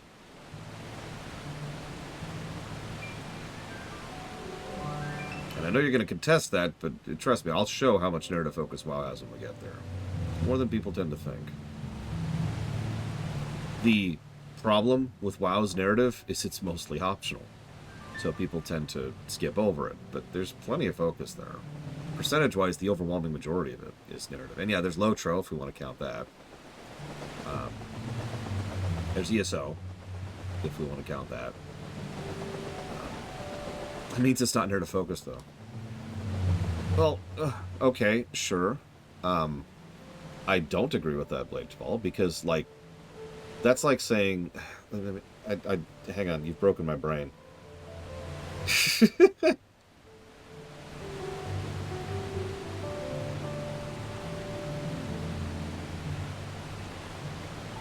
Yeah, like I was going to say, narrative focus means you put a large amount of time and effort into something. From my definition, from my perspective. So, if any given game has a lot of time and effort and energy into a story, into the story axis, whether it's optional or whether it's good, that would be what I would consider a narrative-focused game. That's my perspective on that. Now, we might be running into a definitions issue here. If you're saying what is most intended mandatory, which sounds like what you're saying, so WoW doesn't have anything as intended mandatory. So there would be no focus whatsoever, by your definition. FF14 would have, obviously, cutscenes. Very specifically cutscenes. Because, holy crap. No, that actually still isn't true, because cutscenes are skippable in FF14, so that doesn't count. Quests, maybe? That still doesn't count either, because that's also, like, there's nothing there. There's no quests to speak of.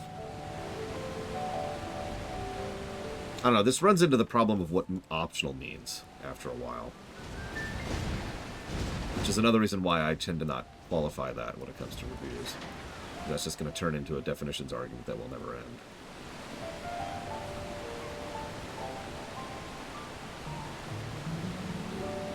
Is the class system unique? FF11 says hello. Although I don't know how many jobs you can be on one character in FF11. So I suppose that's true. There we go. There's one thing that FF14 might have that's unique.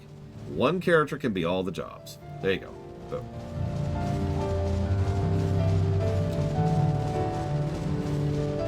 Never mind, you can also do that in FF11. God damn it. FF14 has nothing unique. There. We're just gonna lay that there. Now, before you think that's ridiculous, I should also point out that by that exact same definition, WoW also has nothing unique, and Guild Wars 2 also has nothing unique.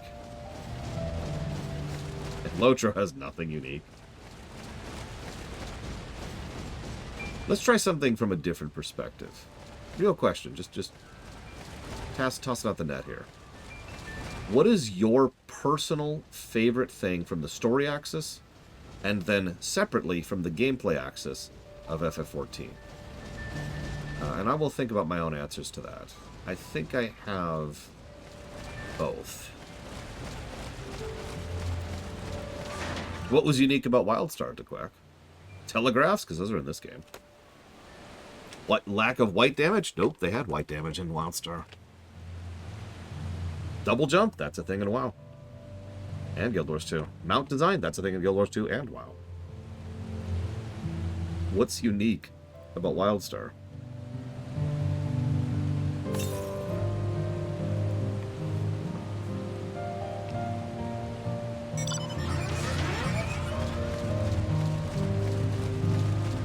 Not saying Wildstar's a bad game.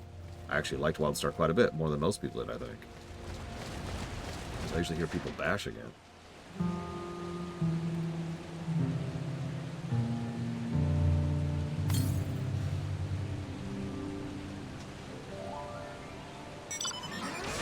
That's true. Age of Conan says pornography.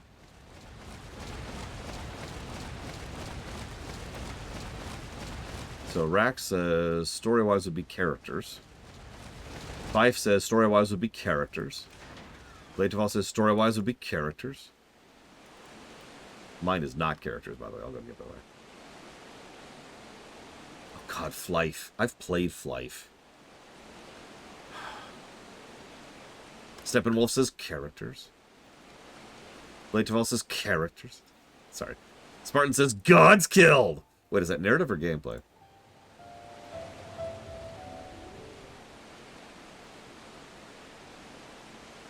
Ironic or Bregman, that does sound like characters again, because that's part of being a part of the party, right?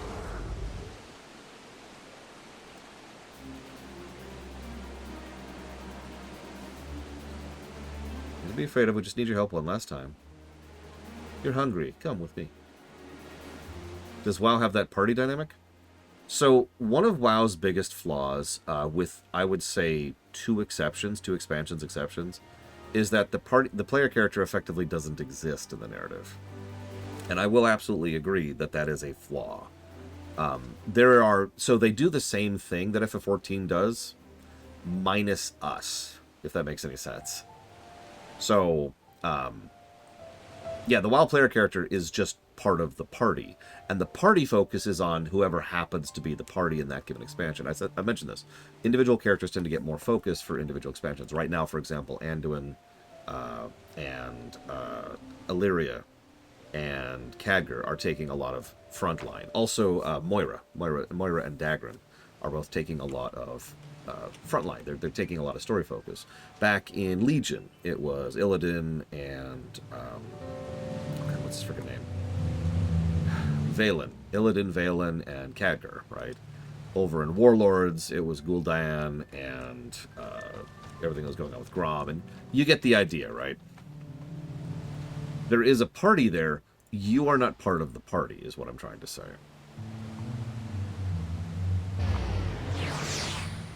Now, yeah, I know, right? They finally brought Dagran back in. Now, to be clear, that doesn't bother me at all. It is something that I will give a negative to because it is something that is demonstrably a bad thing, but there's a lot of characterization, and character arcs in WoW. In fact, there's so much that most people don't even notice most of it because a tremendous amount of time and effort is put on, of all things, the internal continuity of World of Warcraft. You remember that random dude we just did a whole side quest of in order to... Oh, it was a main quest, actually, to get him set up. And he was an NPC that was referenced for the ARR Jeweler's quest. Yeah, WoW does that all the time. WoW is constantly bringing back relevant characters that are usually either background characters or quest NPCs, or otherwise people who are just hanging out in town. The current expansion is, once again, yet another amazing example of that, because there's a quest in the 4th zone of War Within, where you're wandering around rescuing people, and every single person you're rescuing is someone that I recognize from a previous location in the game. I just realized I'm really trying to dance around spoilers here. And that's awesome, right? I love that approach. But anyways, sorry. Didn't mean to turn this into another WoW discussion. Point being, for me, what FF14 does better than everything else in the story axis is actually the world building. Yes, Ross. The world building of FF14 sells me more than anything else. And I absolutely adore how much thought and effort is put into a world that makes sense. Like we were talking about earlier when it came to FF16, one of the biggest complaints I had with FF16's world was it was so unexplained. And we had to discuss that because some people are like, you don't need to explain a world to enjoy it. And you're right. You're correct. But when something happens, and this happened in FF16, if you remember, when something happens, I could just look at it like, well, I don't understand what this means. I don't understand what impact this has. I don't understand how this is going to affect anything because I don't know how the world works, right? I don't understand the setting. By contrast, when something happens in FF14, my first reaction is usually something along the lines of, oh, because I do understand how the world works. So, world building. That one. Yeah, we have tons and tons and tons of... We have multiple ancient precursor races and a decent amount of history for each of them. Like, we have a lot of world building in FF14.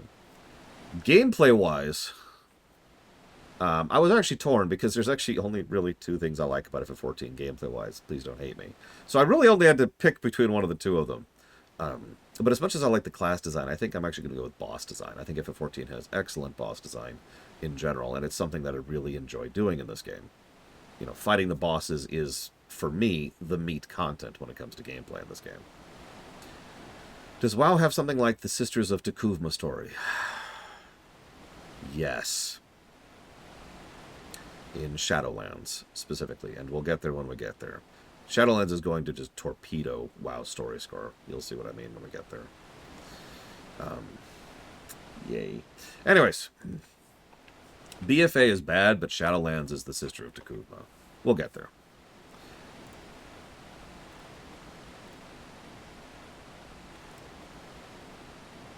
But yeah, gameplay, boss design, 100%. I love the boss design in 14. I have since...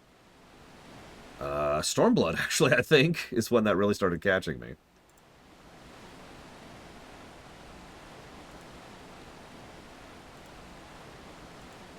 I don't want to be too negative, but honestly, most of the bosses in ARR and Heavensward were very Silver Era bosses, you know what I mean? Very Molten Core bosses.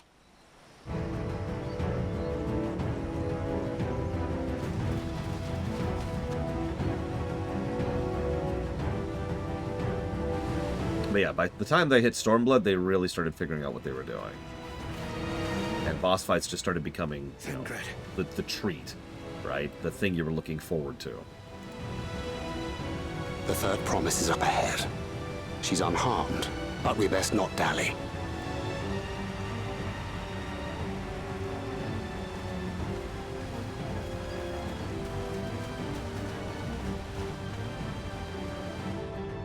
I mean, Omega was Stormblood, you know? Enough said.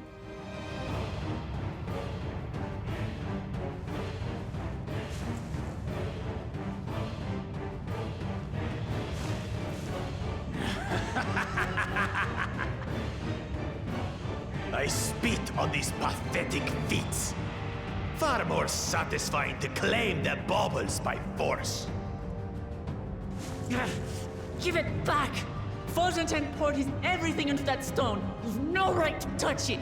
Fogenten. That's how you're supposed to pronounce that. Oh, was that the name of your artisan? How could you allow something so precious to be stolen? You thieving cheat! You're no true claimant! What does that make the foolish kitty who fell into my trap?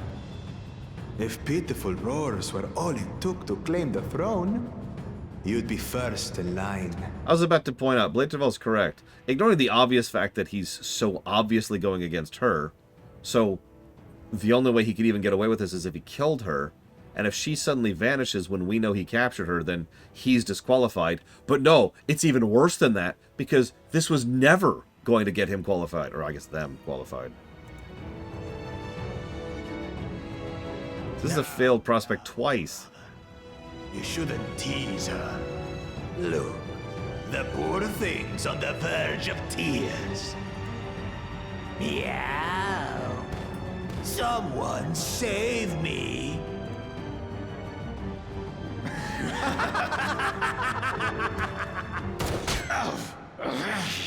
Who did that? His scales are as thick as his skulls. I'm sorry, my first thought was, Emmett Selk! Coward! You dare ambush me? 'Tis the blessed sibling's favorite tactic. That useless Buddha was sycophant. He was supposed to keep the lackeys running in circles. Oh, you must tell me all about that.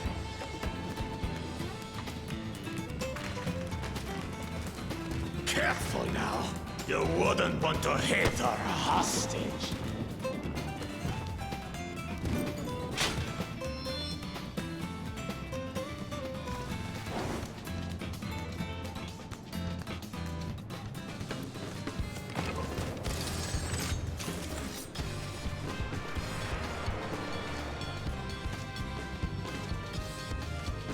That one's not to be underestimated. They can do nothing while we have. Thank you, Thancred.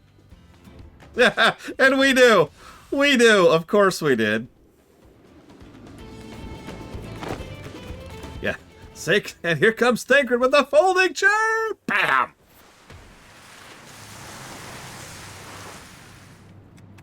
I hope you realize that narratively we literally just tanked that situation. Impeccable timing. No, not in a bad way, in a good way. Amachi, are you all right? Aye, thanks to you.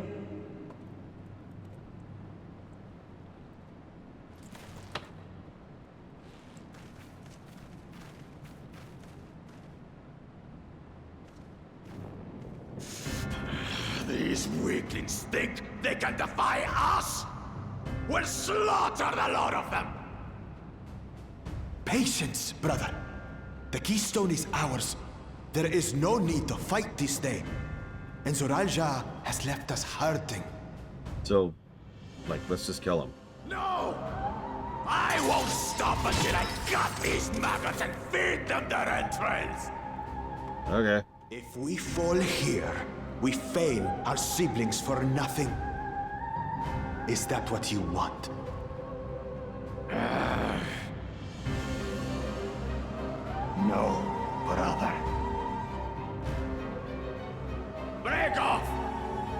tread.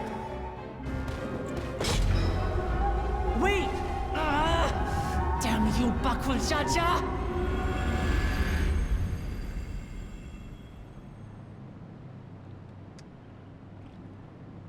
Why did we just stand and watch all that? Do we give chase?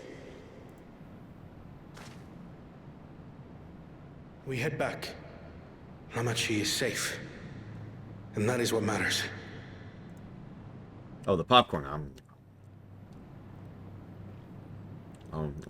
Pass me the small Coke. Ugh.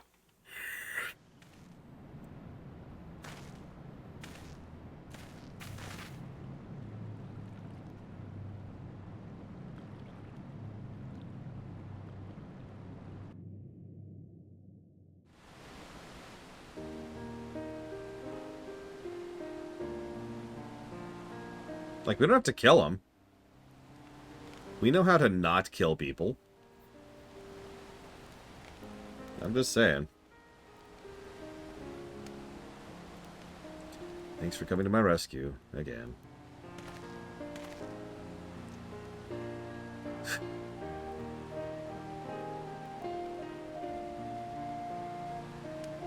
Cool Jaja must be desperate indeed to resort to such aggressive tactics. No, he's just an idiot. Do they need their limbs, though, PB Goodfate? Like, do they actually need them? Will they not survive without their limbs? I shouldn't have been so careless. I underestimated him and it cost me a keystone. I've already forgotten how they pronounce it. Vogeton? Vogeton upended his life so I could accomplish the Moblin's feat. He believed in me, believed in my cause, and I let him down.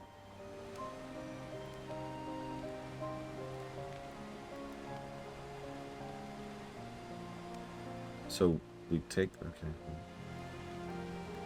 That's a good question, little Billy. Yes, we'll do exactly... Yeah, we've never killed anyone. Clean the blood off my sword here. Yep. Next time I meet the brute, I'll knock him straight on his skilly behind. No, you will not. Speaking of vengeance, didn't he curse some useless Bunewa sycophant when he caught sight of us? A reference to Sarilja, I would assume. He is devoted to our brother and is the only Bunewa I knew of participating in its right of succession. If Zeralja was somehow involved in this, I will never forgive him for putting our sister in danger. He will have forfeited his right to be called brother.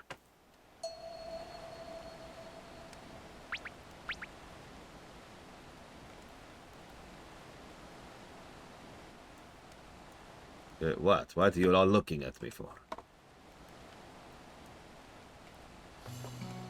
Bakul Jaja should face punishment, of course, but so must the bandits who had the temerity to abduct her. I should request Father send a contingent of the Landsguard to enforce the law in this region. I agree measures need to be taken to keep travelers safe, but I wonder what pushed these people towards a life of banditry in the first place. If we dig deeper, we might find a way to improve things for everyone. Hey! Do you see that? I think that's a brain. Holy crap.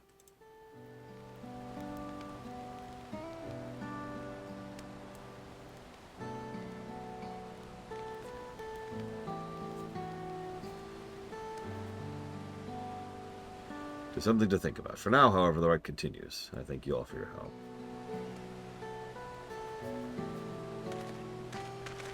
Yeah, bandits don't bandit for no reason. It's a hard and unpleasant life. It often ends violently in an ugly way. Especially in this setting. Anyways, thank you D20 Archon for the sub, as always.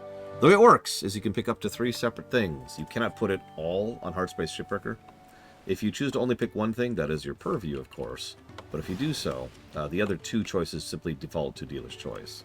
You can also put it towards genres, if there is any particular type of game you're interested in seeing. Quan is the picture of composure and rationality, except when it comes to matters concerning Wukalamat's safety.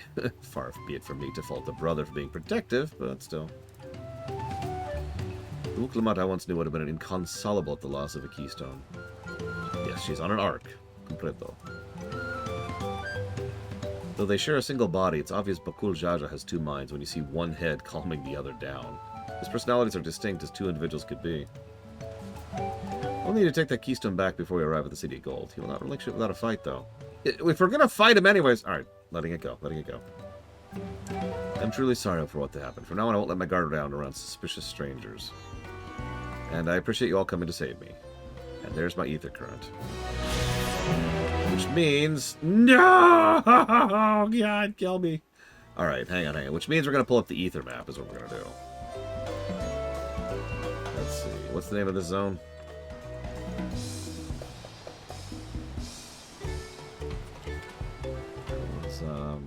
Uka Ether. Look, she's...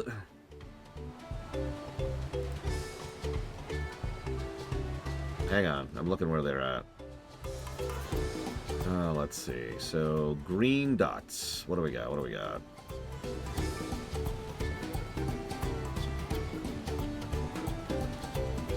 So it looks like I am missing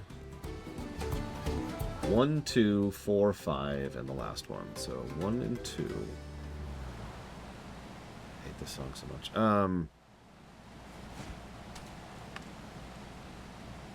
If you don't mind, I would love a taxi. Oh, thank you, Rex. Hang on a sec. Let me do... I forgot to make that stupid thing. The macro. Wait, that's Brigwin. That's not Rex at all. Alright, hang on. The blocks are getting reworked. Actually, but they're already reworked, D20 market. All we did was split up some blocks, that's all. Just a few of them, not all of them. Wow, War Within, and the Nest block. Okay, so hang on. So I need 8.7, 11.5. 8.7, 11.5. So it's like up here. Oh, there it is.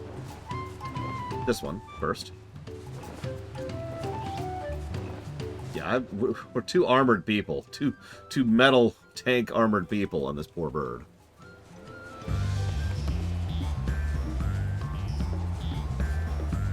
Okay, detour it up.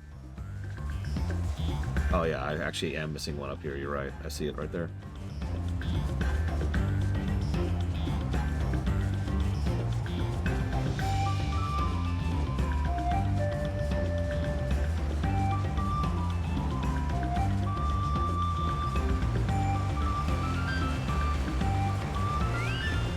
Thank you.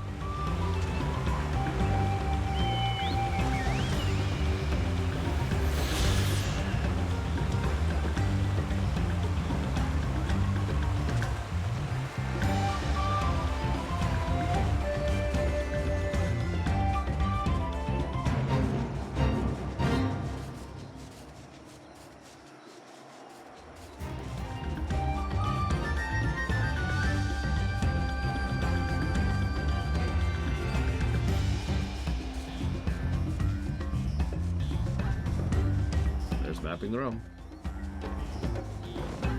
Let's see. What's the one we just got? Looks like that was... I don't know which one that was. Oh, that was 5 was the one we just got. Okay. No, I didn't forget the bits question, actually. I looked it up. The problem is, bits are weird. Ah! Die, monster! Because how much of a take they take on bits varies based on how many bits you buy. So the one that's here, it's actually southwest of here. It's like down, you can't see my cursor. It would be like over there somewhere.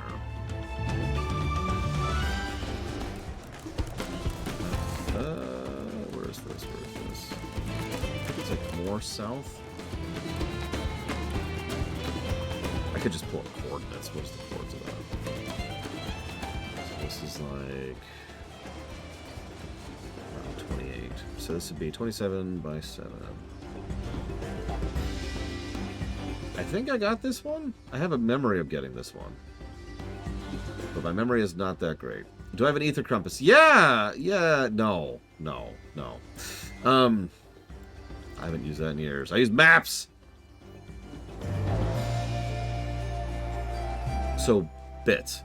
How much they charge for bits depends on how many bits you buy in one particular bundle. But the minimum they charge is 30%. Now, that's kind of strange because they do inverse charging. They charge you instead of me. So if you donate $1, we'll use the $100 thing. So if you donate $100, I get $100, but it costs you $130. That's how bits work. Now, that percentage changes a little bit because they do that thing that gacha games do where it's like, hey, if you buy in a bundle, it's the 15% off. Give us more money and then you can have the circus of values. And then we shoot Amazon in the face. Or, I mean, I don't see one around here. So I'm blind or stupid. One of yep, okay. This has got to be it. Surely. How'd I got this one, though? I swore I got this one. Yeah, this is the one that was right here. I remember this one. How? So these aren't listed in order. Perfect. Okay, let me see if I can find a list in order.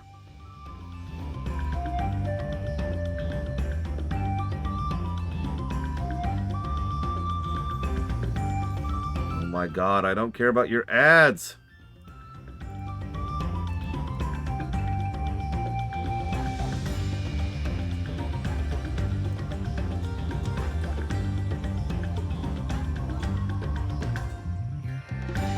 Okay, so this, hypothetically, is actually the correct order. Maybe. Yeah, there's 24/7. 24/7 is... It's where we just frickin' were. But I didn't see one up there.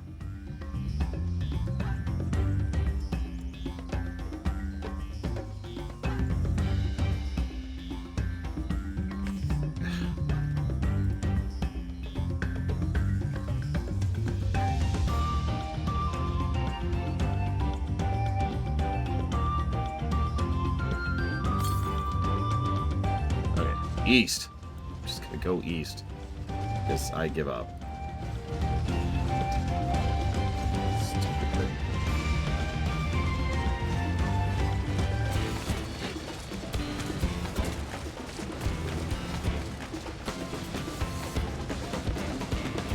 I'm not gonna add another negative.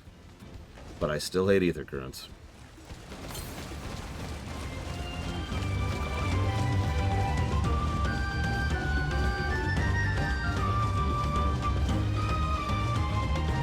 This one that it's pointing me towards.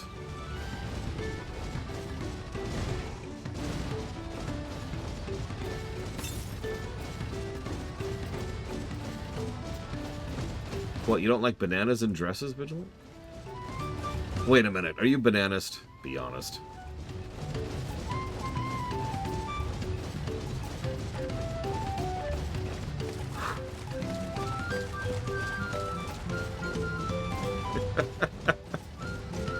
Either way, I didn't actually see what you were referencing, so I have no idea.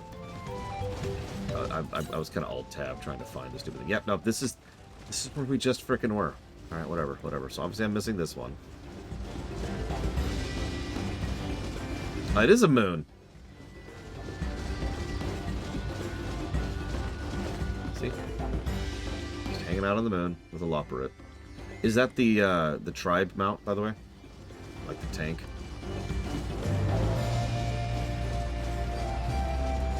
Banana, moon. What's the difference?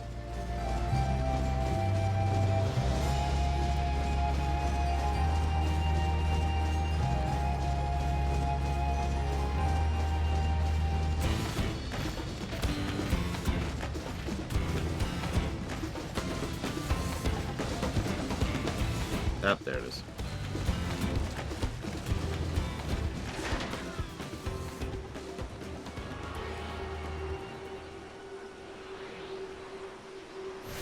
Alright, so hang on. So this was correct, and I'm an idiot, so hang on. Now that I've figured out which ones are which. No, it still says I'm missing one. Oh, they're reversed. You just told me they're reversed. Okay, so that means I am missing 31, 38. Here, let me pop onto you while I figure this out. 31, 38. Way down there. Way, way, way, way down there. Jesus, that's like there. So, there's that one, which is way the hell down there. And then... 24, 31. So that's going to be, like, that island. And then I... 7 is going to be 22, 27. 22... So that's going to be, like, right over there. So, northwest corner of the lake, island in the middle of the lake, and then the link I just gave is the 3 I'm missing. If you would, please. Thank you. Special thanks for helping me to speed up these quests, because I have more side quests, and being able to fly is going to really speed this up.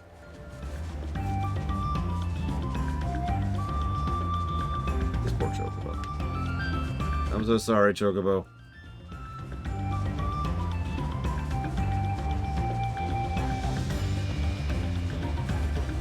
I was right. The zone looks better from the air.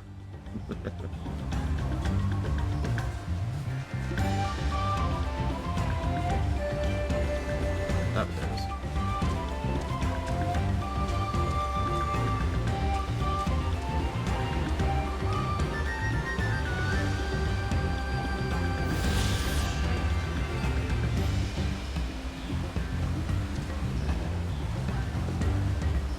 There.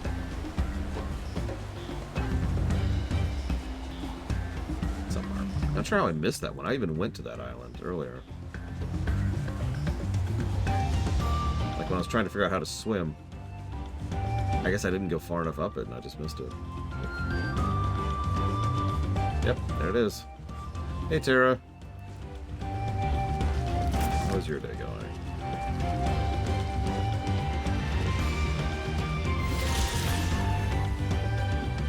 You kind of caught me at a chill time. And then the last one should be, like, literally right over there. Which, honestly, I should probably just get up next to it. Where is that? That is...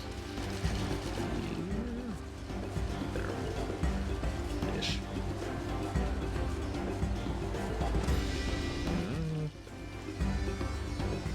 Listen, extra cheese is always good as long as you have something to help you get through it.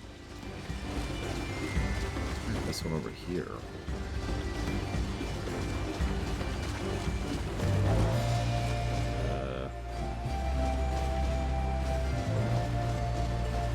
Where's this one exactly?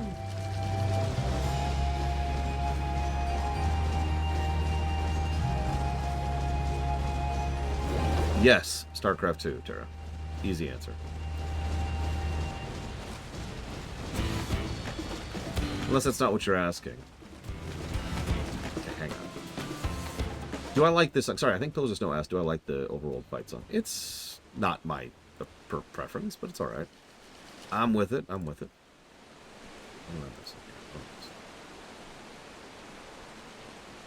Yeah, it should be this one. Okay, whatever. What's this say?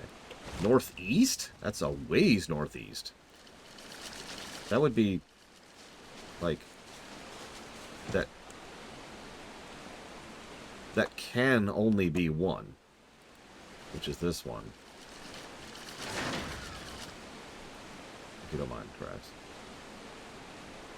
That's the only thing northeast of here that we haven't already gotten. So RTS mechanics. Mechanically speaking, as in interface and HUD and controls and hotkeying and customization and AI design, priority targeting. Well, I thought I did, Rex. I'm apparently an idiot and was probably reading the map backwards. And, of course, pathfinding. All of that pretty much peaked with StarCraft 2. However, if you're talking about like the core game mechanics, like map design and stuff like that, that's a little bit trickier because that probably peaked in Frozen Throne. Everything since then has been a... Yep, there it is. How the hell? Everything since has been a variant and based off of the precepts that were set forth in Frozen Throne. They did some very creative stuff there. Thank you. Free. I'm free. At last.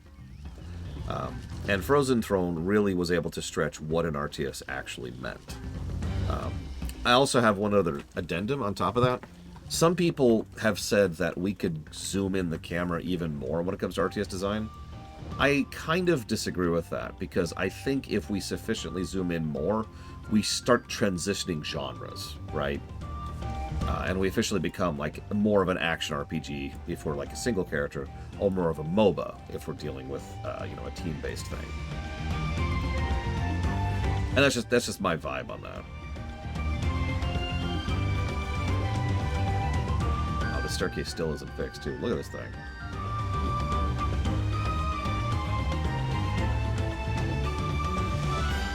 Yeah, no, it looks much better from up here. Okay, I promised you side quests, and I'm not going to do side quests. What I am going to do is I'm going to think about this for a second. Do I want to do that? I do need to do that, but I need to decide.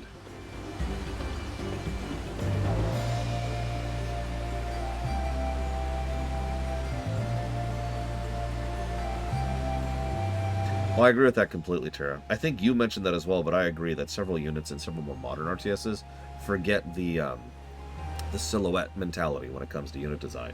You need to be able to at-a-glance units, right? We talked about that. I forget which game we were playing recently, but there was something we were playing. And I showcased, like, even in StarCraft 1, the original, you can tell a Marine at a glance, right? Just boom, Marine. Instant. You need to have that immediate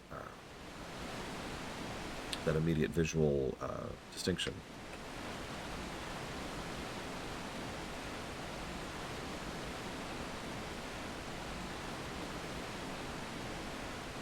Yeah, I think I am going to do that. Damn it! Okay. Okay. Commit.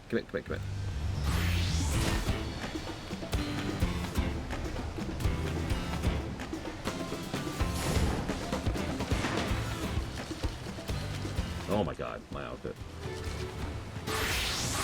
There we go, much better. Yeah, Blizzard has many, many flaws and has done many terrible things over its years. Art design is not one of them. Perhaps art direction might be a better way to put that. Okay, so what is my gear here? Should be 640. Yep, it's all still 640. Perfect.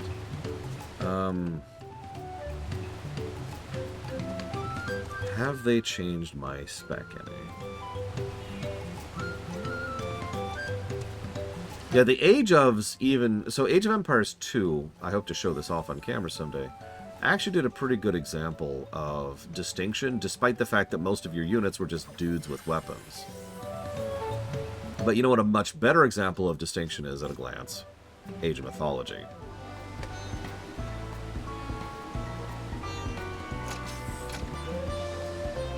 Okay, so...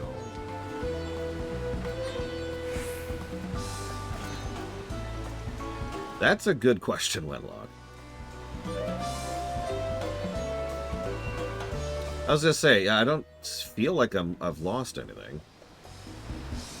We're gonna get Grand Impact, which is gonna be from Jolt, which is over there. Yep, okay, and then Prefligence, which is going to be from Modification. Really? That'll be interesting. All right, whatever.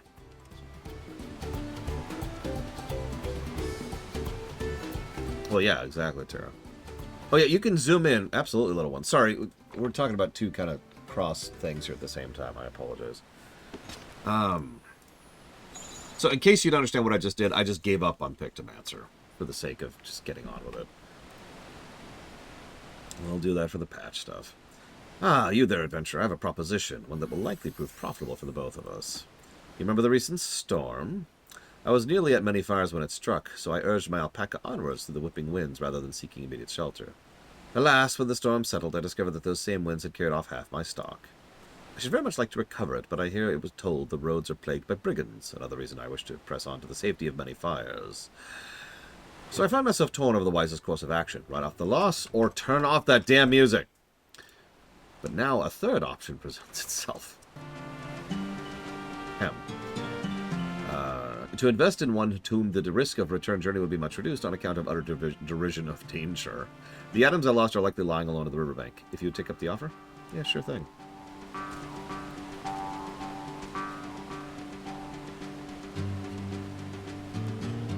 By the way, hi Maverick. I love the outfit and the Drake. It's a good combo. My favorite part is the hammer the Drake is wielding.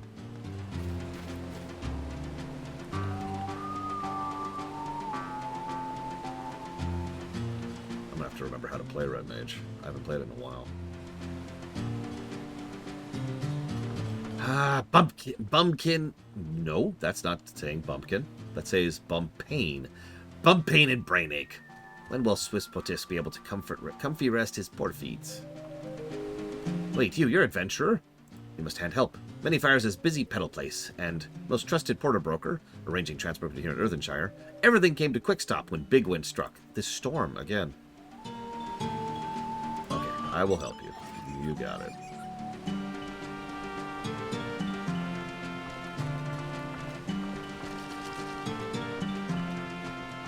Well, it's not my fault the Deku's called him a bumpkin. Ah, I recognize you. You're a lowlander who was journey sharing with Wuklamot. If you happen to find yourself free hands, maybe go do friend favor?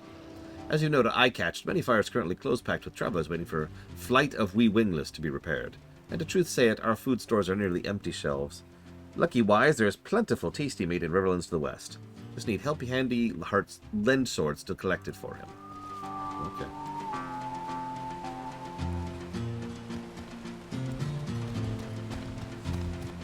I mean, let me use another example of that, Terra. Do you think platformers have peaked?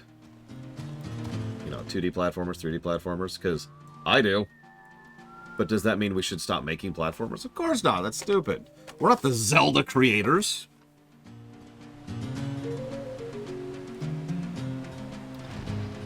Yes, that's right. I'm Earthenshire bound, and I can't leave soon enough. My fruit's already on the turn. It's bananas, mostly. Apples, peaches. Anything you can eat with one hand while you work the other. The artisans can't get enough of them.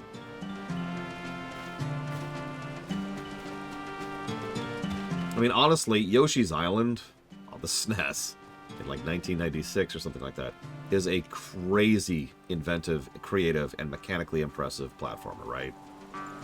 Now, I would say we've done a little bit since then to improve platforming, but you realize that that's inches, right?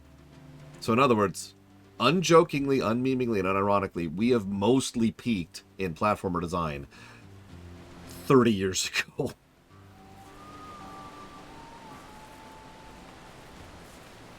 Do you know when the next wagon for Earthenshire leaves?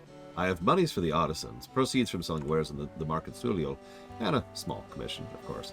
I'm very keen to get there by the due date, not only to avoid any new late delivery penalties, but because I can't wait to see what new miracles those craftsmen have created. Let's see. So, just for fun, while we're doing this, what terrible hardware gimmick would you come up with if just tasked to do so? Earthenshire, isn't it the Moblin village where they keep all the artisans? I thought about paying a visit, but now that you mention it. To tell you the truth, I came here looking for mercenary work, guarding caravans and the like. Actually, real quick, Rax, do me a really quick favor. Switch to a healer. Any healer.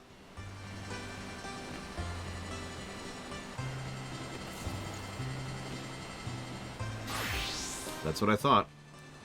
I don't know what's doing it, but you're color-coded based on your job. Your name is. That's new. New to me, anyways. Here, switch to a tank.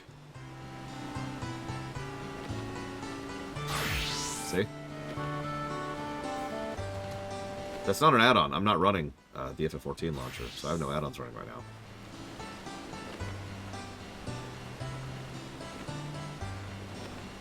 Yeah, I noticed it yesterday too, because I saw some red names, and I was really confused by that. And I made a mental note to double-check on that later. And then I saw Rax today in blue, and I assumed, oh, whatever it was, it's gone. And then just now I saw Rax was red, and it just kind of clicked. I was like, oh, that's what's going on. You notice it's only party, because Bragwin over there is just white. But if I were to invite Bragwin, which I can't do, because Rax is the party lead. Oh, yep, and gray. You're gray, because you're that. What is that? That's a maker. Be a gatherer. Be a gatherer.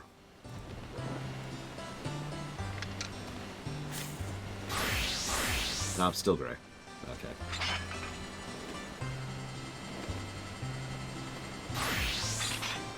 Job plates. Where is that? Probably this.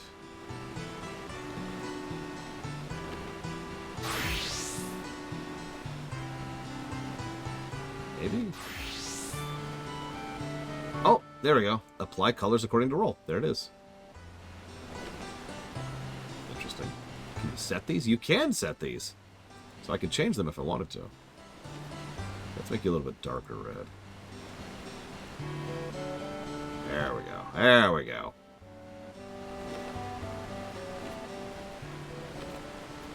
Oh, yep, and now I can see your job. It's really tiny, but it's there. That's interesting.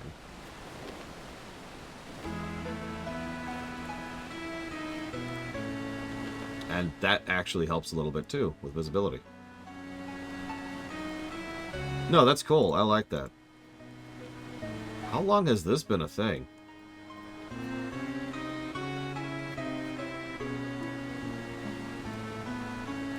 Real question, because I do not remember this being a thing. Since the end of Endwalker. I might have missed it then. I'll go ahead and jot down something, because that's some good HUD design.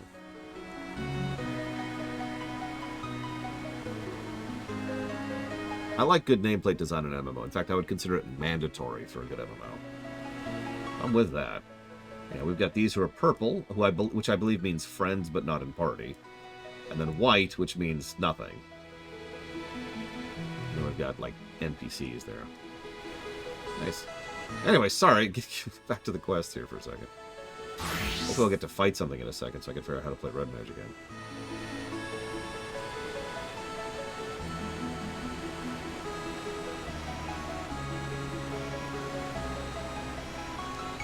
Looking for passage to Earthenshire. Not me, I'm heading to Kano.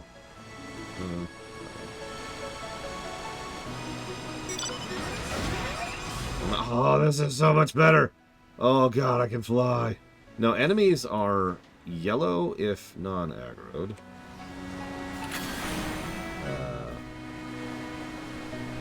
I can remember how to play white mage or red mage. Oh, that's wrong. That can't be right. Start with this. Nope, they are red. You're right. Bragwin is my enemy now. Oh god. I don't remember how to play. Oh god.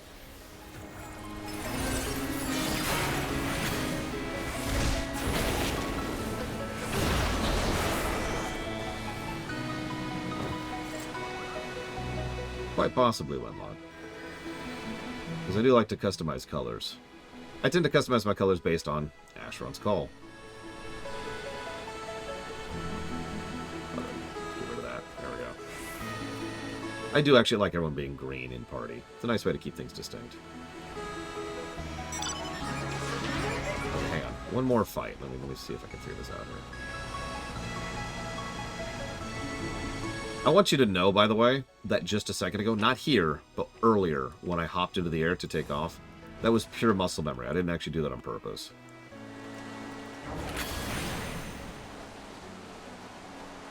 I feel like this is wrong, but I'm not sure why.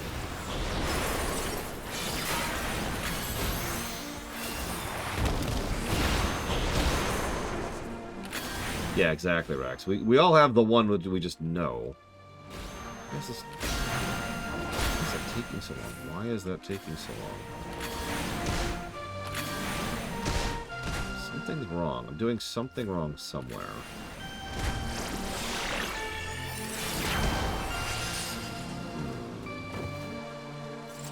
doing wrong? Don't tell me. I'll figure it out. I gotta remember how to play Red Mage is really what this is.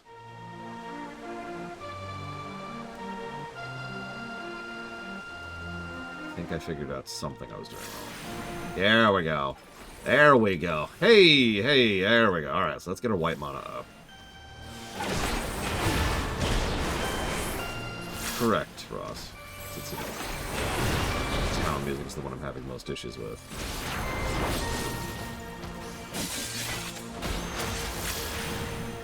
Yeah, I gotta remember where I put modification. I think I put it there. Nope, that's acceleration. Where is modification? Oh.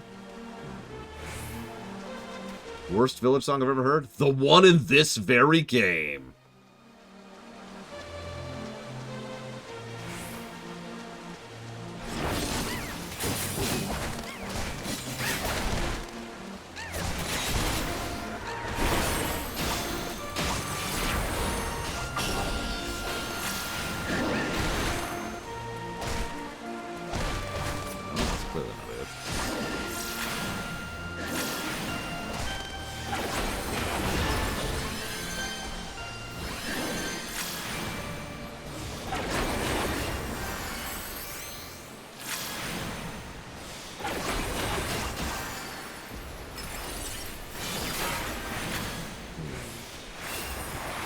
Where is modification? Oh, I've been using it, apparently. Maybe? But I can't. Can only be executed in combat. Aha! Okay, okay. So let's see if I can figure this out now. Is it up here? Nope. Is it here? Nope. Is it over here? Nope. Is it down here? There's modification. Found it. Found it.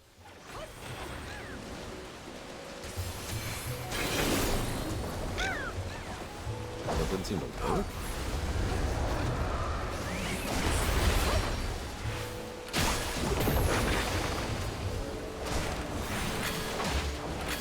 Yeah, they changed acceleration. I'm still trying to figure out what they did to it.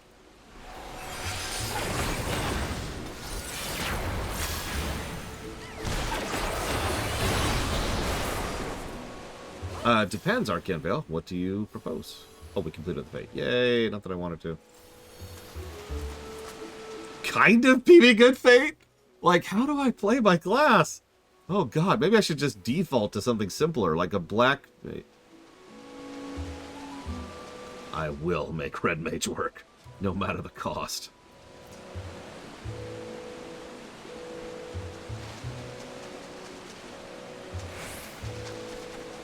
Okay, so hang on. What did they do to modification? Because that is different. 3 stacks of storage plate, each stack allowing use of enchanted without cost. It also grants 6 stacks of modification, increased damage dealt by 5%. And only usable in combat, as previously indicated. Wow, okay. Well, I'll just figure it out, I guess.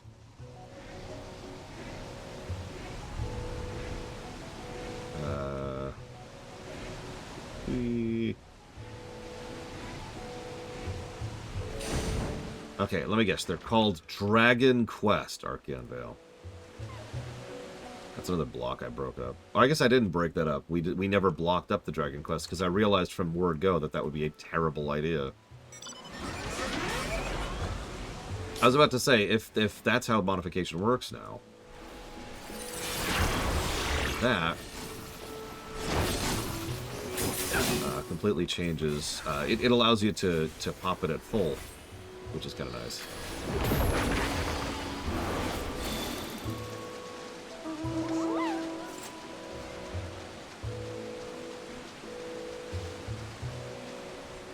So you gotta tell me the name of the games, Arcane Veil. I cannot read your mind yet.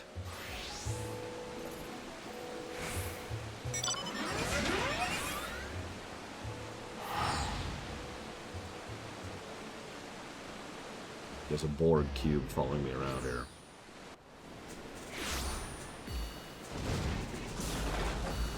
Oh, Epic Battle Fantasy. So there's an epic battle fantasy already on the list. 5, I want to say. Ah, you're still back in one piece. Do you have any more for me? Yep, here you go.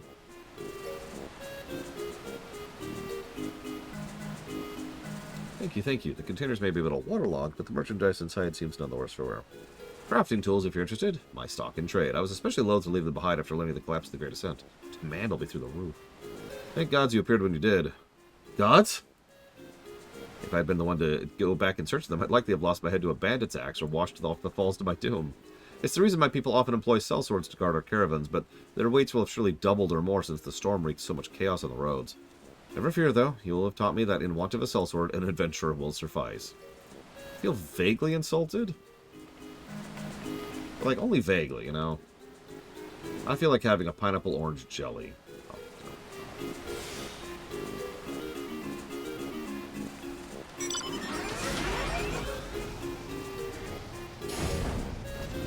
Being able to fly is so much better, oh my god! Excellent work, my friend. Now I know who needs wagon lending and all that remains inside to wagon lend first. Fresh food, he thinks. Earthenshire artisans need mind fuel, after all. Mind fuel! That's a great term for fruit. Then trinket seller and sword lender, and finally Northgore.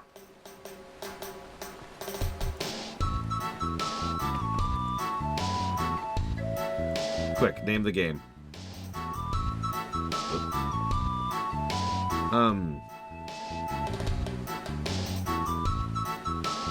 So how many of the epic battle fantasy games would you try to add, Argendo? Yes, I brought you meat. There you go.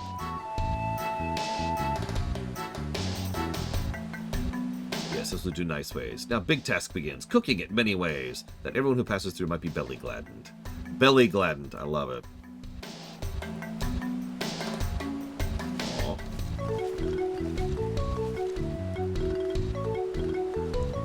So, it is a mana game. Is that everything? That's everything.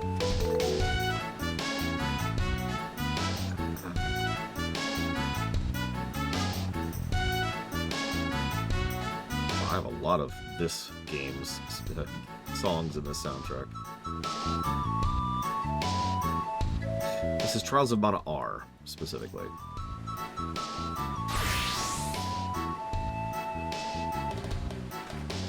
The road beckons, friends. Let us be on our way to Hyokui.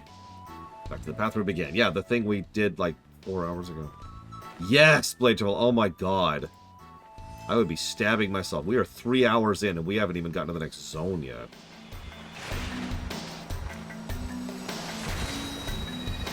Oh, I'm being nuked. As it should be. Where's the destination? There it is.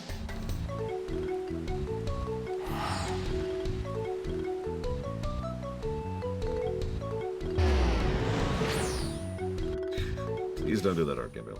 You didn't answer my earlier question. Whole series? So, okay. So that doesn't answer my question. How many games are in the series?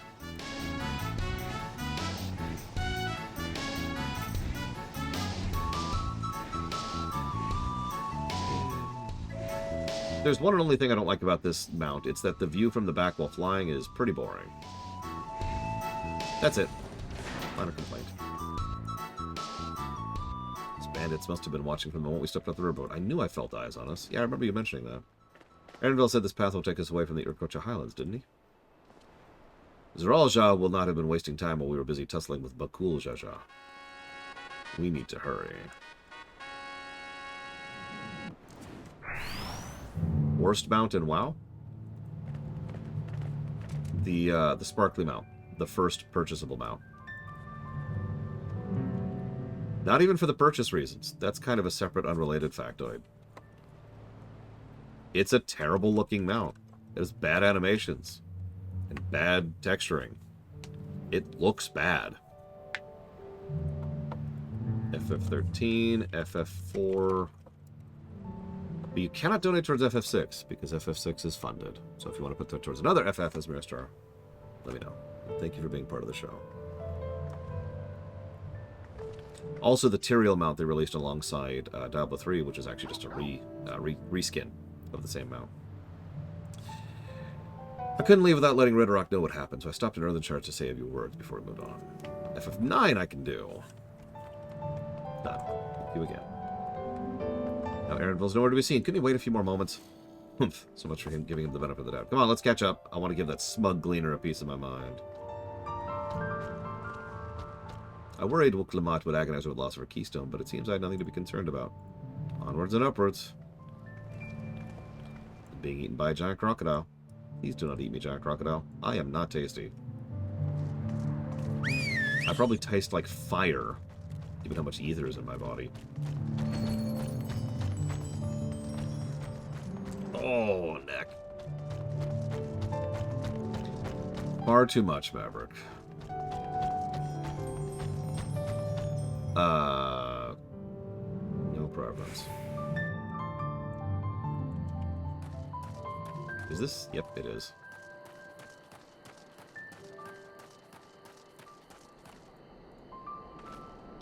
Seems those buildings up ahead are the village we're heading for. I've never climbed so high before. I'll tell Aaronval off when I catch my breath. The Yokhui have a deep connection to the legend of the Golden City. This visit will allow us to ask him about it directly. We have to be pretty high up by now, which makes me wonder how much higher the summit of Wokor Zomor must be.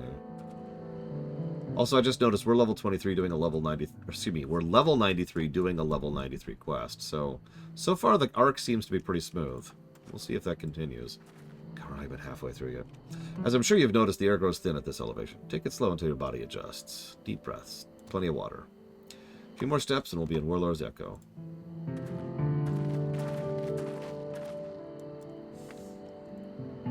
It doesn't tell me which instance I'm in.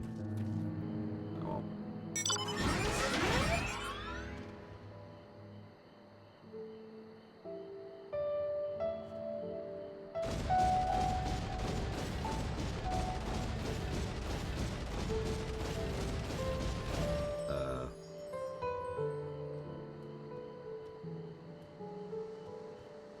Yep, there it is. 3. I see it.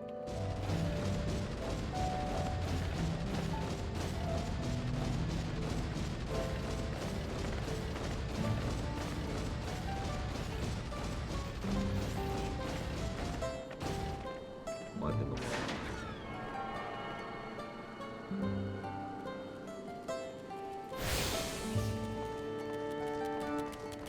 Well, that's one of the reasons why I've been keeping my MSQ quest completely on one class, and then everything else has been done on other classes.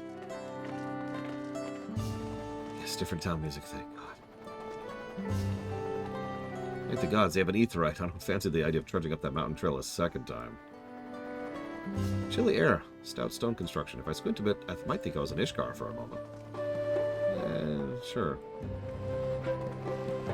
Everything here is giant size, but that structure in the back is on a different scale altogether. A temple, maybe? I knew the path led here, but I've never set foot in this village myself. Damn it, Archeonville! How could you do this to me? I think I'm getting used to the air up here.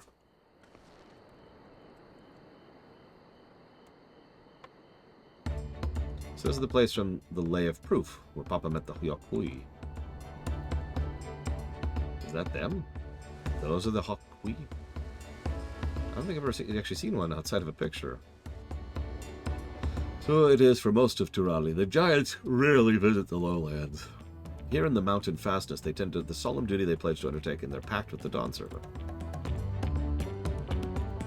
To watch over the Tural Vidral Valagarmanda and maintain its prison within their temple. Yeah. Can I kill it yet? I know that's what we're leaning towards. Ah, yes. Wuk-Lamat. Whoa.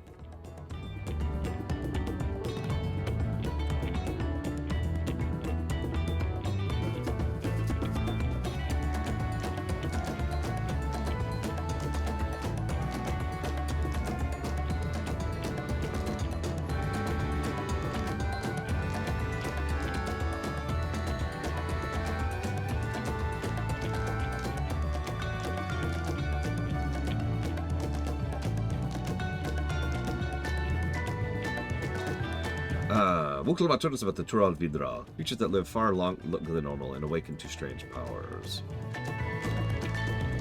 Indeed, yet even amongst the anomalies, Valagarmanda is unrivaled in strength. It has endured for centuries, bringing catastrophe each time it emerges. Yep, that sounds like our job. We're cool. We'll stay back until the moment you all screw up and let it loose, then we'll deal with it. As you learned in the Way of Ice, it was Galul Jaja who last managed to imprison the beast, and it has lain dormant in the temple ever since.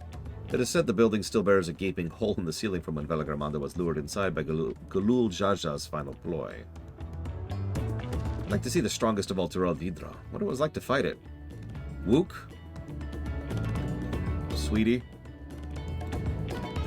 I don't want you to be a stain on its foot, okay? Please. Warlar's Echo is where the Lay of Proof and the Lay of Ice took place.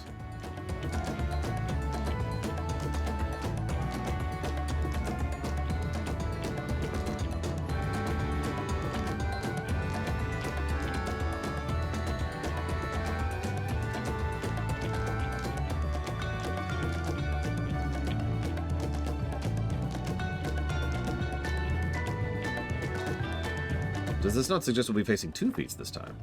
That's a question we can ask the Elector once we find him. Or maybe we should flesh out Bakul Jaja so I can beat my keystone out of him. Yeah, let's just go find the Elector. It's fine. I suppose we do still have 4 keystones to earn. No matter what we do, the contest will put us against him sooner or later. Now let's see, got the Elector. I suggest we pay a visit to Ariozar the Gracious, or so their temple is called. The Moblins have told me the High Luminary Gerfurler is to be found there. If we ask someone for information, it seems a wise choice.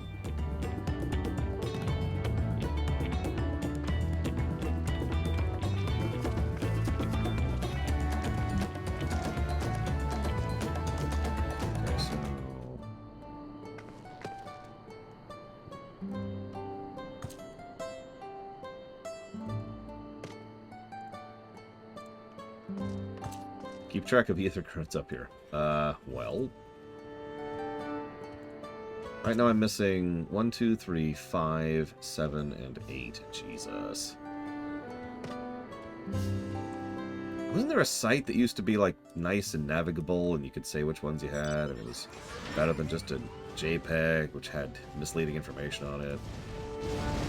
Keep track of these.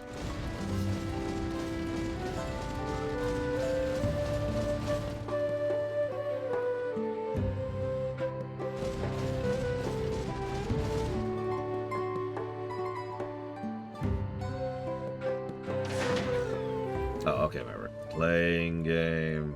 Play. Is it taboo to request entrance to the temple, you think?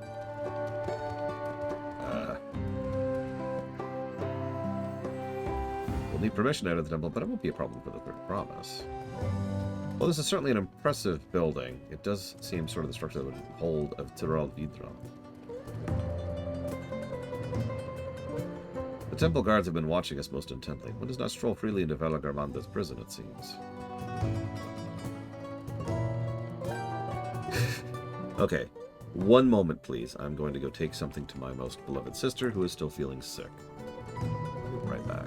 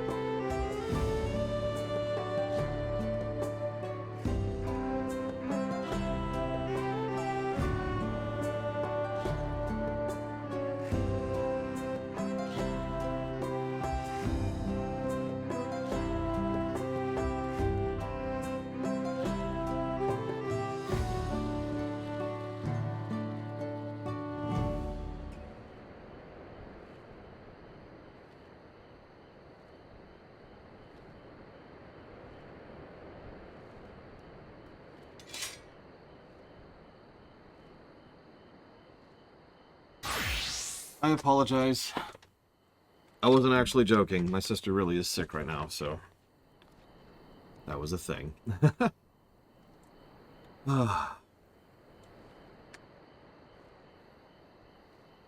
Okay, so... How was I doing?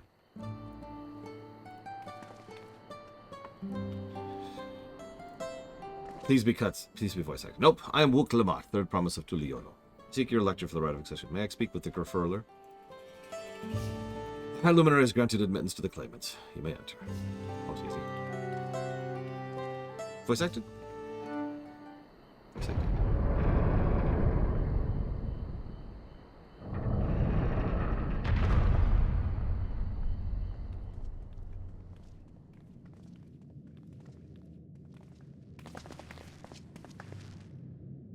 Nope. Gods is that?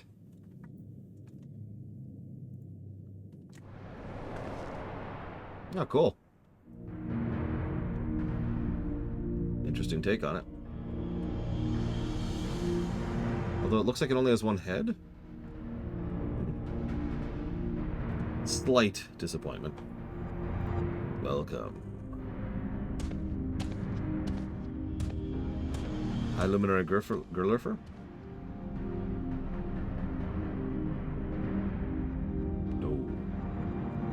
He is not here at present. I am Luminary Zermerwer.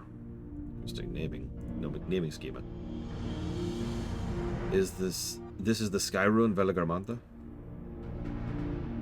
It is. The Tural Vidral, whose name has evoked terror since time immemorial, that you're going to kill. Because of course you are! Even my people, once conquerors of all beneath the sun, were as brittle leaves before Velagarmanta's tempestuous power. When the Skyruin descended upon Urkopacha 8 decades ago, the casualties were staggering.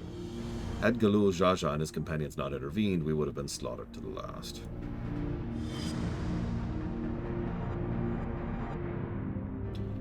The titanic battle with Velagarmanta raged for 10 days and 10 nights. There's his party. As their foe fought on, tireless and relentless, our heroes were pushed beyond the limits of their endurance. Thus did the head of reason concoct a desperate plan. Galul Jaja tricked the Skyruin into losing control of its own ice magics, causing the unwitting Tural Vidra to encase itself in frozen ether.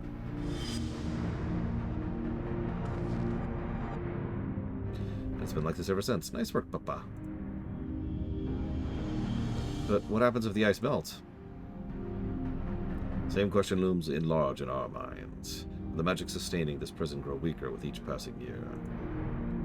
The Velagarmanta commands power of fire, lightning, and ice. Some believe that violence of the recent storm was the result of those energies slipping free.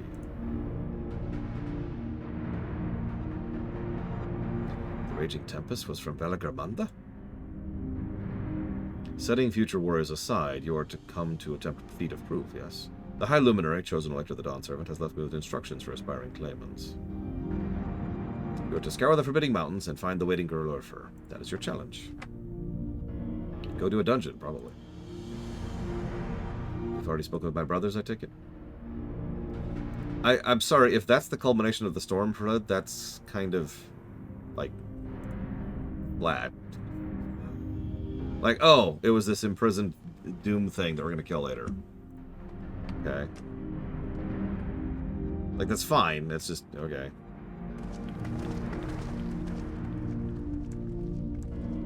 Yeah, can we just take care of this for you? That does give us motivation to take care of it, actually. Outside of, you know, thrill and fun, if this thing is already breaking free enough to cause difficulties with the weather, then yeah, it needs to be dealt with. So, I guess there's motivation. I'll give it that. I'll give it that. As large as the Yakui are, seeking blindly for one in the expanse of the mountains would be an exercise of futility. We need information and giant mechas. Tural Vidral sounds an awful lot like the Auspices. Are they the same thing or a different name, you think? Probably, yeah. Oh, no, I was trying to talk to Kryl. There we go. I sense the recent expulsion of a great deal of ether from Velagarmanta's prison. The ice will hold but for a few years more, I fear.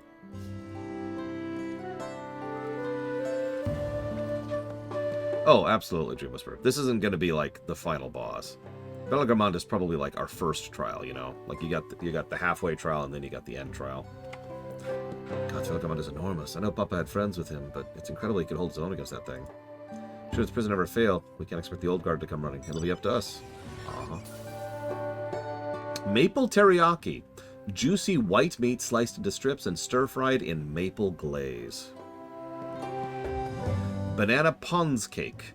An otherwise ordinary Pons cake infused with ripe bananas and aloe from a soft, moist texture and a heavenly aroma while baking. Royal toast. Thick sliced bread soaked in a batter of whisked egg and milk.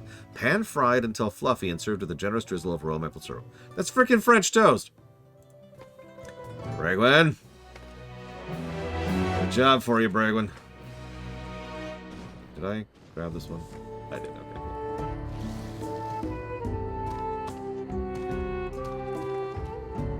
As we've just been informed, the feat of proof requires us to seek the High Luminary. Blah, blah, blah, blah, blah, blah, blah, blah. Okay, let's go.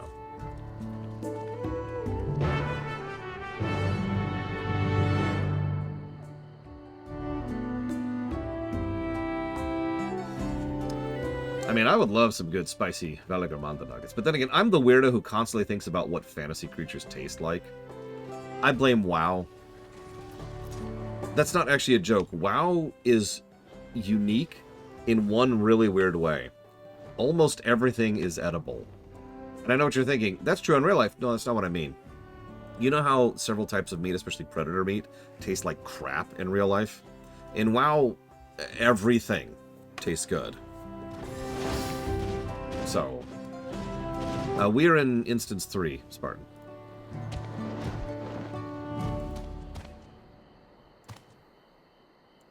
Yes, how she is rather unimposing. How could she succeed the mighty Galoo?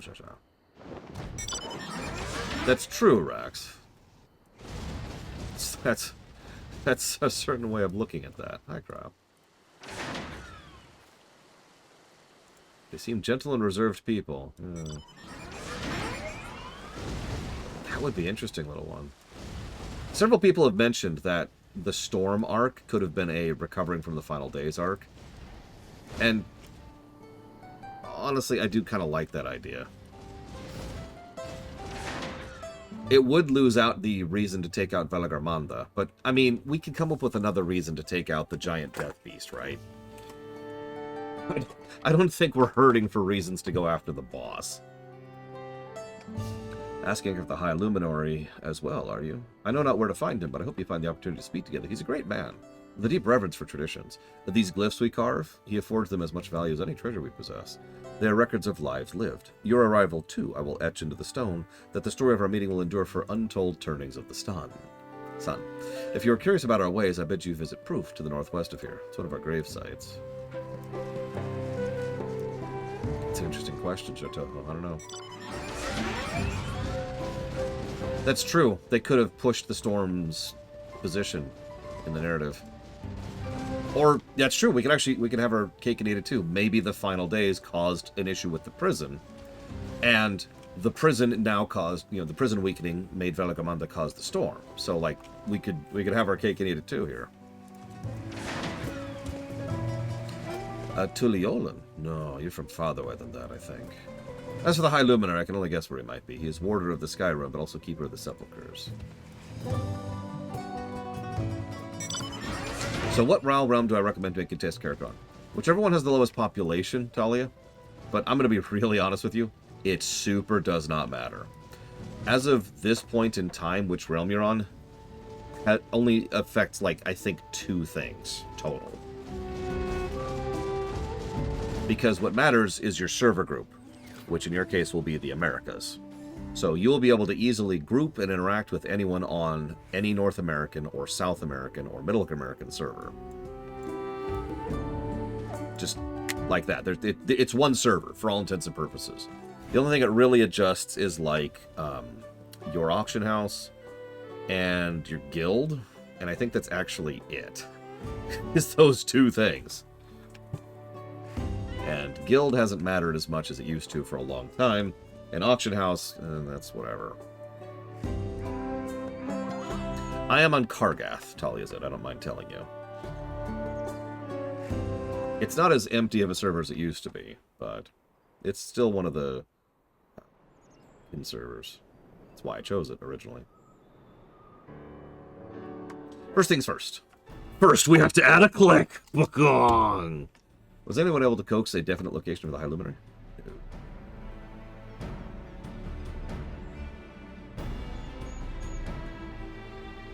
As expected. What then of other clues or hints? I heard that in addition to his usual duties, Gerfurler was charged with keeping the graves. The Loa of Graves. Now there's a fascinating character. As did I, the Yokui sepulchres appear to hold special significance in their culture. It would be appropriate for us outsiders to enter their burial grounds. Proof, you say, and he encouraged you to visit the place yourself. Well, let's go take a look. Even if we don't find him there, it'll give us a chance to learn more about the Yokui. Seriously, Rax, where's our Dragon Quest MMO? Don't tell me about 10. Although 10 is apparently a pretty solid game.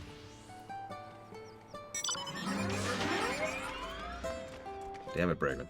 Speaking of being thirsty, Jesus. Alright, where am I at?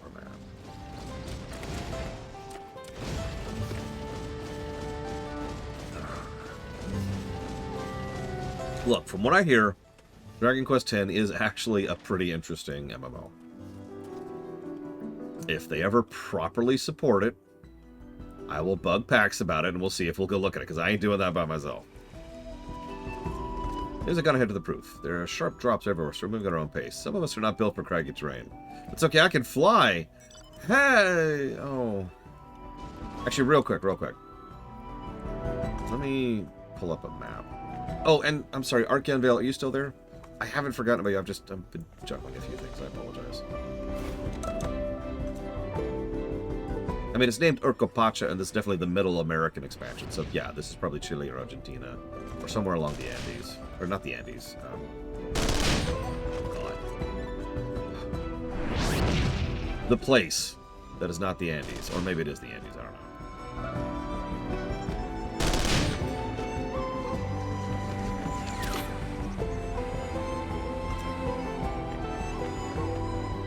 It is the Andes. Yay, memory. I used to do pretty well at geography as a kid, believe it or not. Okay, so there's... Are Yellow's quests? Yes, okay. But there is one down here, it looks like. Either on that cliff or below that cliff. I'm going to presume on the cliff first.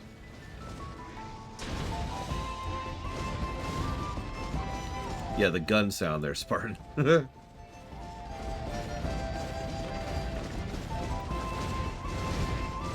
Listen, Bregman, you don't need pants around me. I'm just saying. It's okay. I shouldn't joke. I'm sorry. Last thing I want to do is encourage the slut Morgan. Oh, man.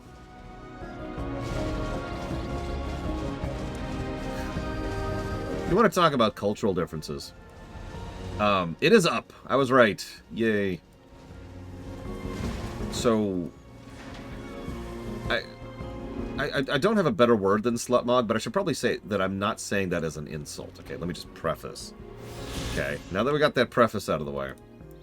I've noticed that FF14 has a lot more slutmogging than WoW, and a lot less slutmogging than Guild Wars 2. Like, there's an interesting gradient there, because Guild Wars 2 is all about showing off that skin, and doing it in, like, the most ridiculous and non-realistic ways possible. FF14 definitely leans that way, but is nowhere near as Korean as Guild Wars 2 gets. And then WoW has, like, 5 bikinis in the entire game, which everyone just keeps wearing. Yep, there it is. And it's fascinating, because you'll still see lots and lots of people wearing the same freaking bikini in WoW. But most of the suits in WoW don't lean that way.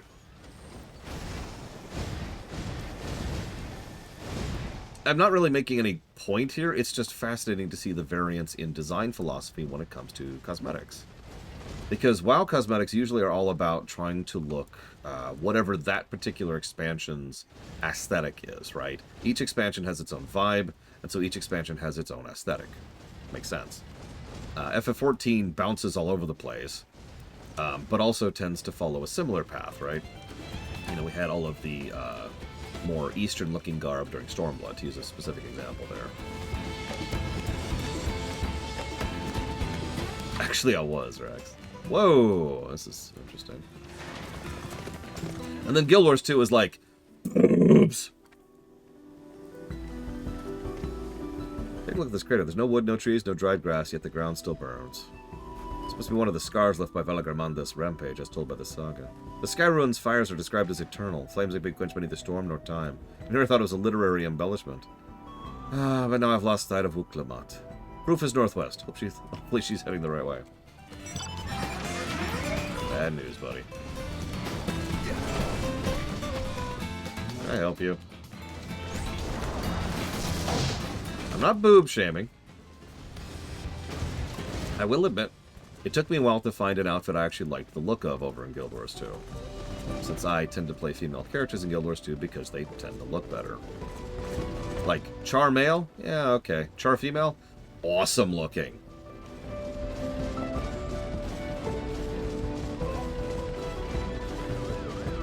So we here at the Lore Walkers are all about the boobs. I can't even say that with a straight face. Where am I?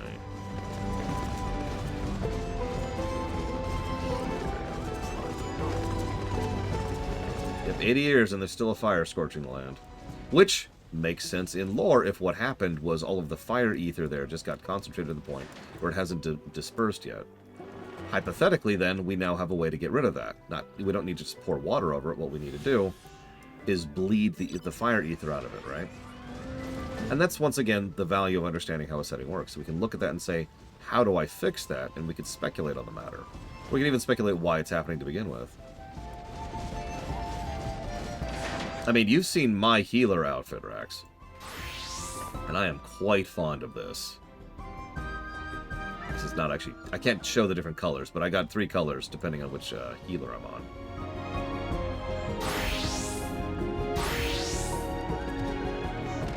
If Lunaira's here, I'd poke fun at her briefly, but she's not. It is a PvP set. I busted my ass getting that PvP set, and I don't regret that. It was a grind and a half, and I hated every moment of it. Uklamat wins again. Looks like everyone's here now, so... Greetings, friend. Are you Gerfurler? No, I am not. The High Luminary did, however, task me with providing a lesson on sepulchres to those who came in search of him. Oh, so we're meant to find a way here after all. Are you to tell us who's buried here? No one is buried here in the sense that you mean. When a body has served its purpose, we consign it to the flames and scatter its ash on the peaks. We've never heard of cremation before. Moreover, we do not conceive of death as others do. For us, a person does not die when their heart ceases to beat, only when they are no longer born in the hearts of all who knew him. Yeah, we call that the second death. No, really, look it up. That's a real concept. This is why we build our sepulchres before age or mishap claims us, that we might etch ourselves in the living chronicle for all eternity. This grave belonged to a good friend. His mortal vessel ended its journey some time ago, but he lives within me even now. Up there stands my own sepulchre. As long as it exists, so too will I. I will endure in the hearts of those who read my grave glyphs in the same manner my friend does in mine. Has it always been thus for your people? The conception of existence and death?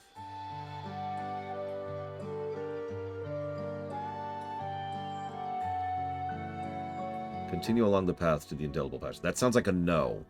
Behold the history upon its walls, and you may find answers to your questions. And we'll know what to do. Your traditions are fascinating. I'd love to learn more. Yeah, no, this is cool. I'm feeling another world-building positive here. I thank you for allowing me to share them, for in doing so, I will remain in your hearts also.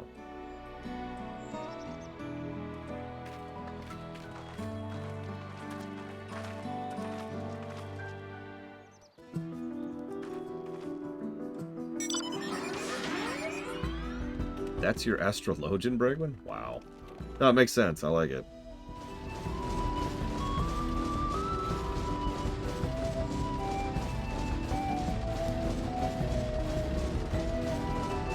Well, the reality, Ross, is there's not been a lot of gameplay to cover yet.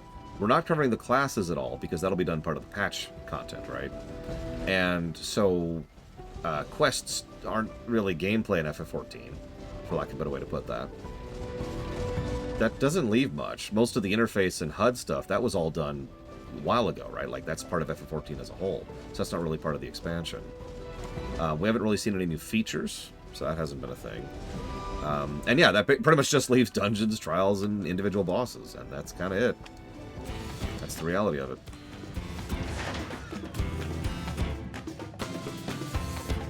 I've never spoken with a Yokoi before, and I had no idea they held such philosophy on life and death. I get the feeling they were expecting us. These splendid murals, they depict 4 different scenes.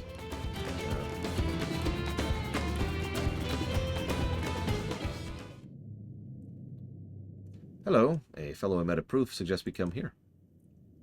Yes, the High Luminary commanded I watch for your arrival. As the chroniclers of our people, it is ever been my family's duty to pass on the teachings of the murals from generation to generation. Damn. So this one depicts the end of days, or the final days, rather. Together they tell the tale of your people's history. They are the events which shaped us. I would share them with you ere you continue on your way. Please, I'd love to hear all about it. And I will begin. The first mural depicts a time more than 1,100 years ago. Not actually that long ago for this setting. An age of great prosperity for the Yokui. Blessed with size and strength unmatched by other peoples, our ancestors marched forth and brought much of the Yoktural under their dominion.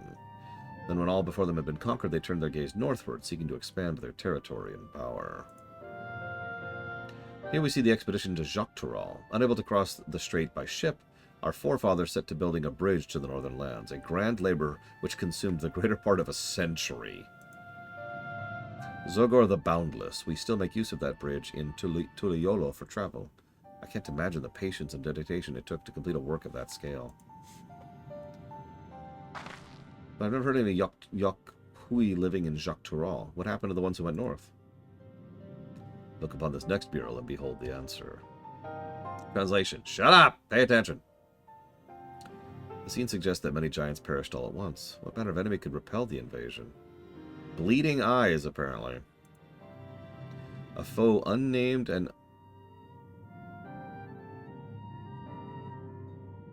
Huh. A foe unnamed and unseen. When the expedition pushed forth into Joktural those 1,000 years ago, its soldiers were felled by disease. Okay, never mind. I'm wrong. Never mind. Ignore me. No virulent plague or newly risen blight for local Tanawata and Shitona was but a mild affliction of the sort that comes with the turning of the seasons. What manifested for them as slight fevers and cough, however, proved deadly to our people. Well, I don't know where this is coming from, but there was a visual that was shown in the preview stuff, which is some of the only stuff I've seen of this game, right? It was the preview stuff they showed originally. One of which was Solution 9, which has very similar colorings to that mural right there. Out of every 10 Yokui who joined the Northern Campaign, 9 succumbed to the infection. Those who survived continued to suffer, finding it difficult to sire offspring. I've heard of this before. Lacking in inherited resistance, visitors to distant lands can fall deathly ill to local disease. Yep, nope, that's absolutely a history changer right there. These events might also have given rise to the practice of cremation rather than the burial of mortal remains. Yeah, actually. The final mural depicts the return of our grieving brethren to Urkopacha. The reason they first left, while they had fought so long and pushed so far, was to ensure peace for our homeland. This undertaking began in ancient times when our forebears learned they shared the continent with peoples unalike to us in appearance or custom. They feared the invasion was inevitable. Rather than meekly await their fate, they decided to strike the first blow. Yet as they fought on and on, the old idea of peace drifted further and further away. Also a very common fallacy that a lot of nations and a lot of tribes, historically speaking, have had. Only after the disaster in Joktural, when their withdrawal to the mountains, did they come to understand. The peace we envisioned had been ours for the taking all along. It was here in the place which birthed us, here in the stones which we recorded our days, here in this tranquil life we traded for conquest and conflict. When you do nothing but fight, it can blind you to what's right before your eyes. until we return to the present. I trust you found this brief history enlightening. Fascinating. Don't worry, I don't know anything about Solution 9. In fact, I'll go ahead and tell you openly, as of this exact moment in time, my vague impression is that it's one of the Raid series, either the Alliance series or the normal Raid series. Don't confirm or deny that, it's just that's the vague impression I've been given. Yeah, we're still firmly in no men territory. And all I've seen is pictures. And, of course, the name. I had a feeling we'd end up scaling that big old mountain. That's a feat worthy of the name. Follow the trail south of here to begin your ascent, but be wary. Beyond the entryway, the mountainside is home to ferocious beasts, both mundane and otherwise. Yeah, exactly, US Incorp. It was hard to avoid Solution 9. And the obvious FF9 comparison there. Although I have no idea what that has to do with FF9. But I don't want to know. At least not yet. We'll get there. Hopefully.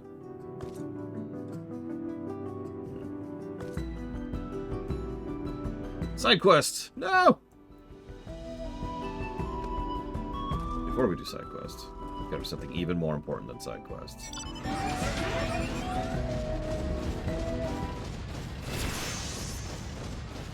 Ding! Explore ding!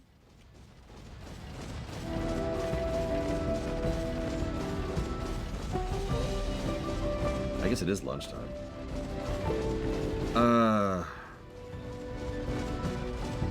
So, spoil something for me. Are we walking into a dungeon or a trial next? I don't need specifics, this is for planning purposes. Okay, it's a dungeon next. Okay.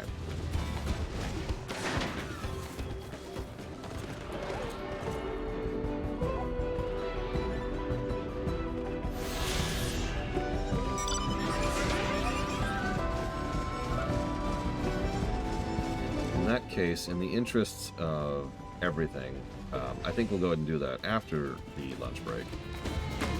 Especially since we're not even there yet.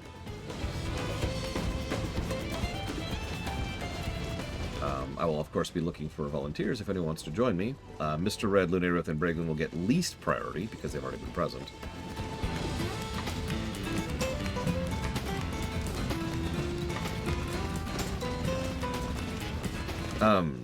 Yeah, I was gonna say the same thing, Rax. Like, Amarot came out of nowhere, and that was a good thing. And, I mean, Ultima Thule? Hello? Come on. Whoops, I should have... Okay, I know what I'm gonna do. I'm gonna go eat lunch.